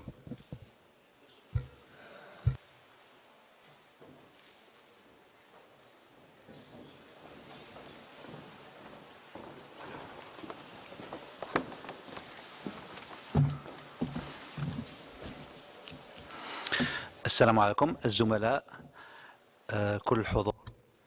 يسعدني أن أشارك في هذا المؤتمر الدولي المخصص لموضوع مكافحة الجريمة العابرة للأوطان. لمدة Tu senti l'italiano? أثمن عاليا هذه المبادرة البرلمانيين فرصة المساهمة في معالجة هذه المسألة الهامة التي تشكل تحديا أمنيا رئيسيا من أجل الاستقرار والأمن والسلام كافة دول العالم، لا سيما منها الشعوب حوض المتوسط التي تحمل هموما وانشغالات بهذا الشأن. إن الجريمة العابرة للأوطان وكل إجرام دولي منظم هو تهديد مباشر يزعزع الأمن والاستقرار وسلامة الدول والشعوب. تتمدد تداعيات الكارثية لتشمل كل المجالات السياسية والاقتصادية والاجتماعية والثقافية. فهذا النشاط الإجرامي سريع الانتشار يرهق موازنات الدول ويهدم دائما النمو ويشوش على الخطط التنموية. This fight has a considerable weight in terms of state programs and financing in Algeria. With a long and difficult, we have a long and difficult history against terrorism. To try and put an end to the criminal terrorist organizations and their trafficking of human beings and drugs. But finally, we have achieved something by means of prevention measures and the passing of new laws, also in consideration of the new technologies. So according to the national and international laws already ratified by Algeria, as the Palermo Convention, our municipality has accompanied this approach with a national strategy that by passing a law that grants the protection and the prosecution of criminals. In addition to the law against corruption, we do have a national strategy connecting the corruption with to organized crime. Algeria has participated in all international meetings to ratify the cross-border trafficking, and we are implementing all these agreements in Africa and with Arab countries. Let me consider Algeria as the first Arab country seriously tackling organized crime in 2021. And this is the result of intense and hard commitment and efforts. So our President has insisted very much, and Algeria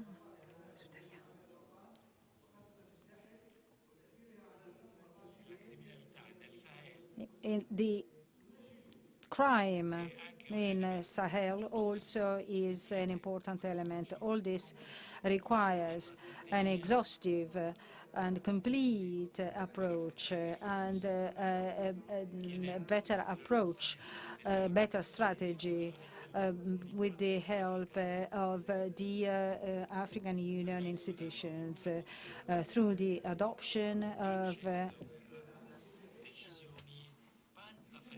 Pan-African decisions So the fight against organized crime requires an international organization and the adhesion of the international community. We have to dry up all the financing sources. For instance, the payment of ransom money should be fought against because otherwise we won't achieve the resolution of conflicts peacefully. This is the best way to fight against organized crime. Thank you.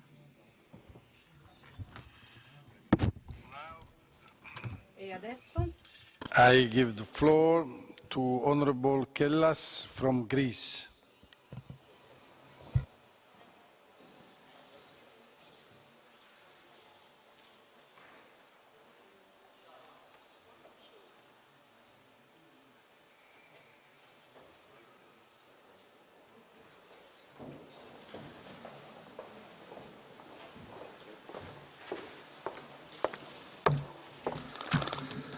Monsieur le Président de la PM, Monsieur le Mr. President of PAM, dear secretaries, an effective fight against trafficking in human beings and exploitation of migrants reflects the progress of our culture, and it is a necessary condition for human development in the 21st century. For the Hellenic Republic, a pillar for the defense of democracy, rule of law and human rights. The fight against these crimes is promoted by the judiciary and by the legal order. At the legislative level, besides the criminal code in Greece, in the national legislation, the provisions of the European legal order have been transposed through the ratification of the Palermo Convention against organized crime and the Convention of the Council of Europe against human trafficking, as well as by adopting the European Directive against trafficking in human beings and protection of victims.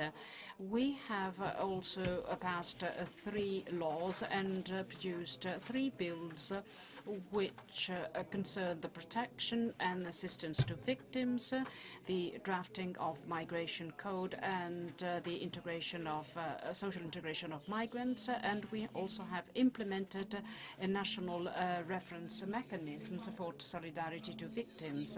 As far as competent services are concerned, the Greek law enforcement agencies focused on the fight against trafficking in human beings thanks to the Directorate for Public Order and through specialized operational units. Our policemen are adequately trained and they operate in Greece by protecting the security of nationals and foreigners, and they have been very successful.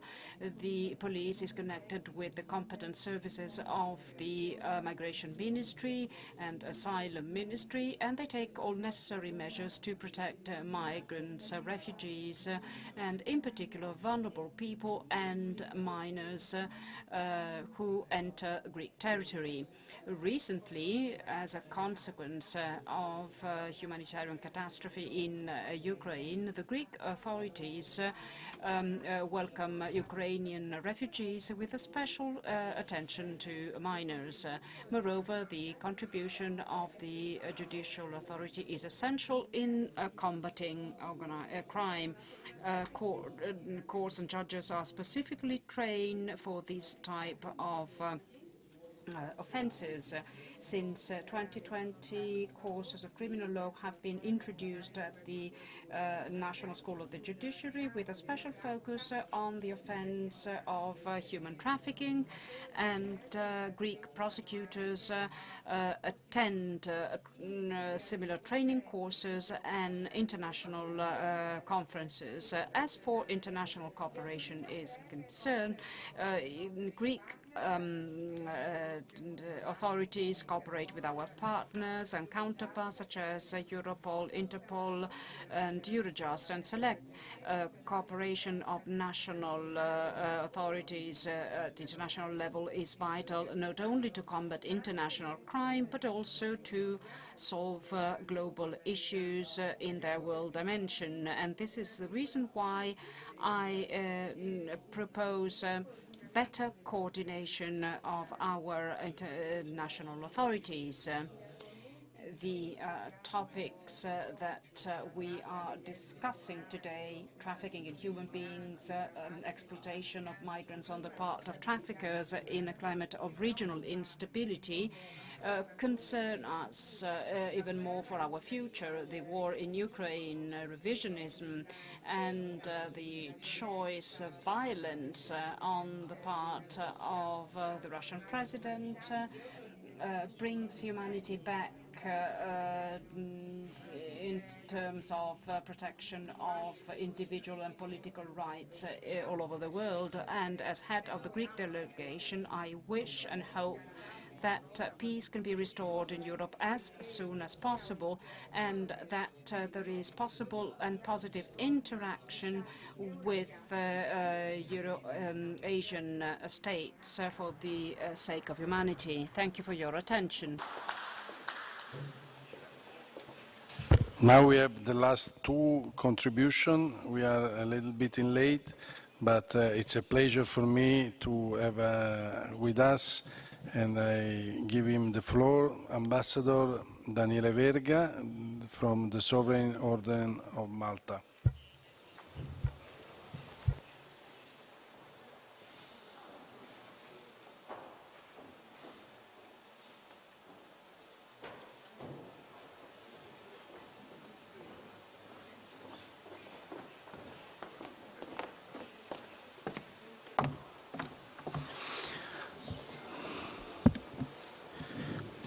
Mr. President, distinguished delegates, I would like to thank the Parliamentary Assembly of the Mediterranean for the invitation as an associated partner to participate in this high-level conference on the Palermo Convention. We share the same principles and values, such as respect for and protection of fundamental rights and human dignity. We are aware of the challenges facing our societies, such as population movements, of which migrants and refugees are the most needy, human trafficking, and new forms of slavery, which are the scourge of our time, and the dark web. The Order of Malta, a neutral, impartial, and independent faith-based institution with a millenary humanitarian mission in favor of the vulnerable, the sick, the marginalized, and the needy, is willing to offer its contributions of ideas, of proposals, and to share its experience, expertise, and action in the common effort to reinforce international cooperation to face the growing role of the transnational organized crime in all sectors of our societies. Among the most vulnerable today are certainly the victims of human trafficking. For this reason, in 2017, the Order of Malta appointed two ambassadors at large to monitor and combat human trafficking, one based in Geneva and one in Africa. The ambassador based in Geneva established a widespread network of organizations and individuals active in preventing and combating human trafficking. In 2021, some 70 experts participated as speakers in the Order's webinars with more than 1,000 prominent participants from 100 countries around the world to exchange data, information, researches, best practices, and to develop advocacy and training material in different languages.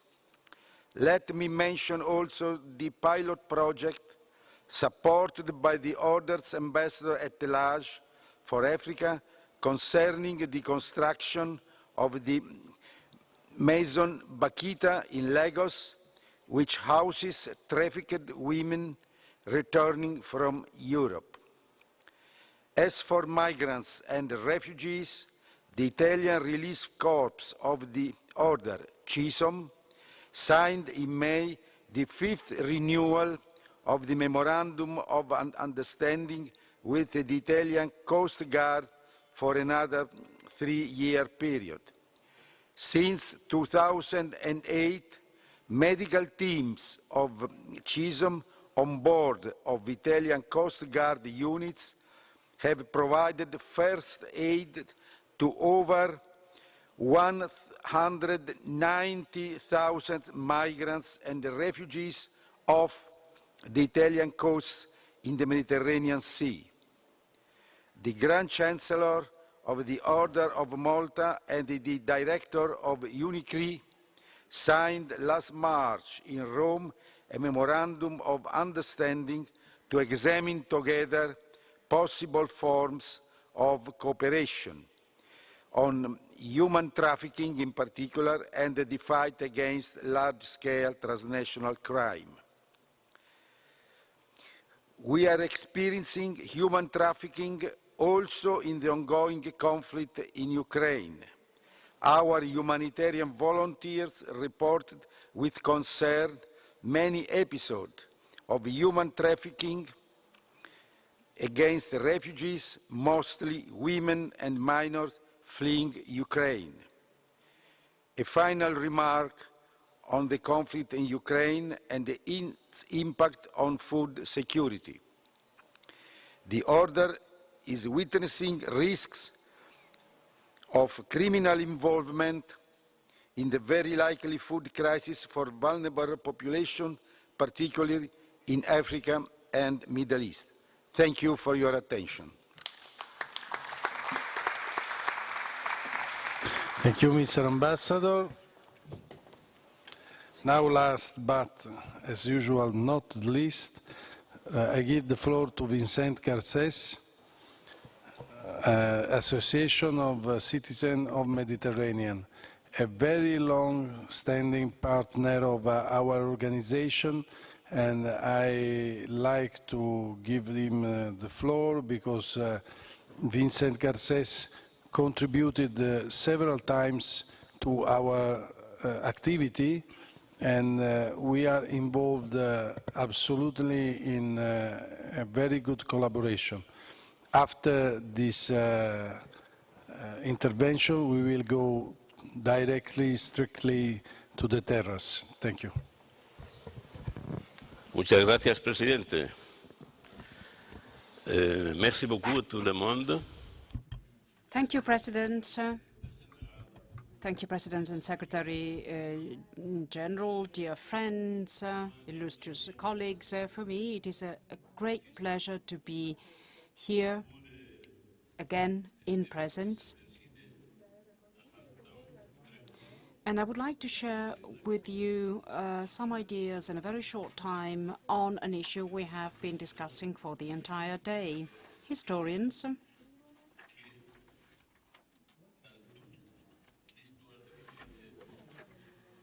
say that throughout the history of mankind, crimes have been committed and there have been many criminal associations. Forms may have changed, methods may have changed, goals may be different, but in the history of mankind, there are huge numbers of criminal organizations, and I speak on behalf of Mediterranean Citizens Assembly Foundation. So for us, citizens, in the past few years, there has been a conclusion. After the Universal Declaration of Human Rights in 1948, after the end of the Cold War, how after when we entered the 21st century with an unprecedented technological development, how is it possible that we still have conflicts? How is it possible that there still are so many criminal organizations? Well, we have tried to focus on the issue of imbalances. And as I said, we have come to the conclusion that so far as we have differences, we will have conflicts. And we will have conflicts that are not in line with and do not comply with the rule of law. And until there are social, economic discrepancies and differences in terms of healthcare, religious differences, imbalances between men and women, until we have these situations, there will be ways to address conflicts and the issues produced by these differences. Those solutions will not be in line with the rule of law, will not be acceptable under the point of view of human rights. We are very concerned because we see that the healthcare crisis that we are still experiencing, and just as the war in Europe, and we see that there are still huge flows of migrants caused by economic and social imbalances. We see how all this is going on, and in the meantime, the human values are losing ground. So the values of the equality and at the level of the European Union, but also in other continents, we see that there are political forces that distance themselves from human rights. So the fight for human values and the fight of citizens for values of equality, justice, is still going on. But if we consider persons, natural resources, and what you need for your living, if we consider that as a market product, we will always have these problems. In Spain, we have heard that there has been trafficking in children, thousands and thousands of newborns that were stolen, kidnapped, and who were sold on the market because there was a demand for infants. Now there is a demand for organs, and there is an illicit market for organs. These are things that have already been mentioned, and I don't want to repeat them. And I now come to my conclusions. As citizens of the Mediterranean area, we can say that this is a question that I address to PAM and to MPs and to all the institutions and governance entities that may change the situation. Well, I think it is necessary to bring the situation under control. Not only do we need to pass new laws or improve the rule of law, but we need to do that from a humane point of view. We need to do that from a point of view that is not in terms of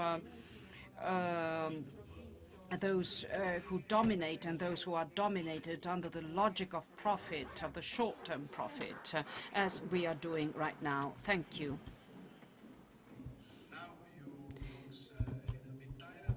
Invite you for a drink and straight to the terrace.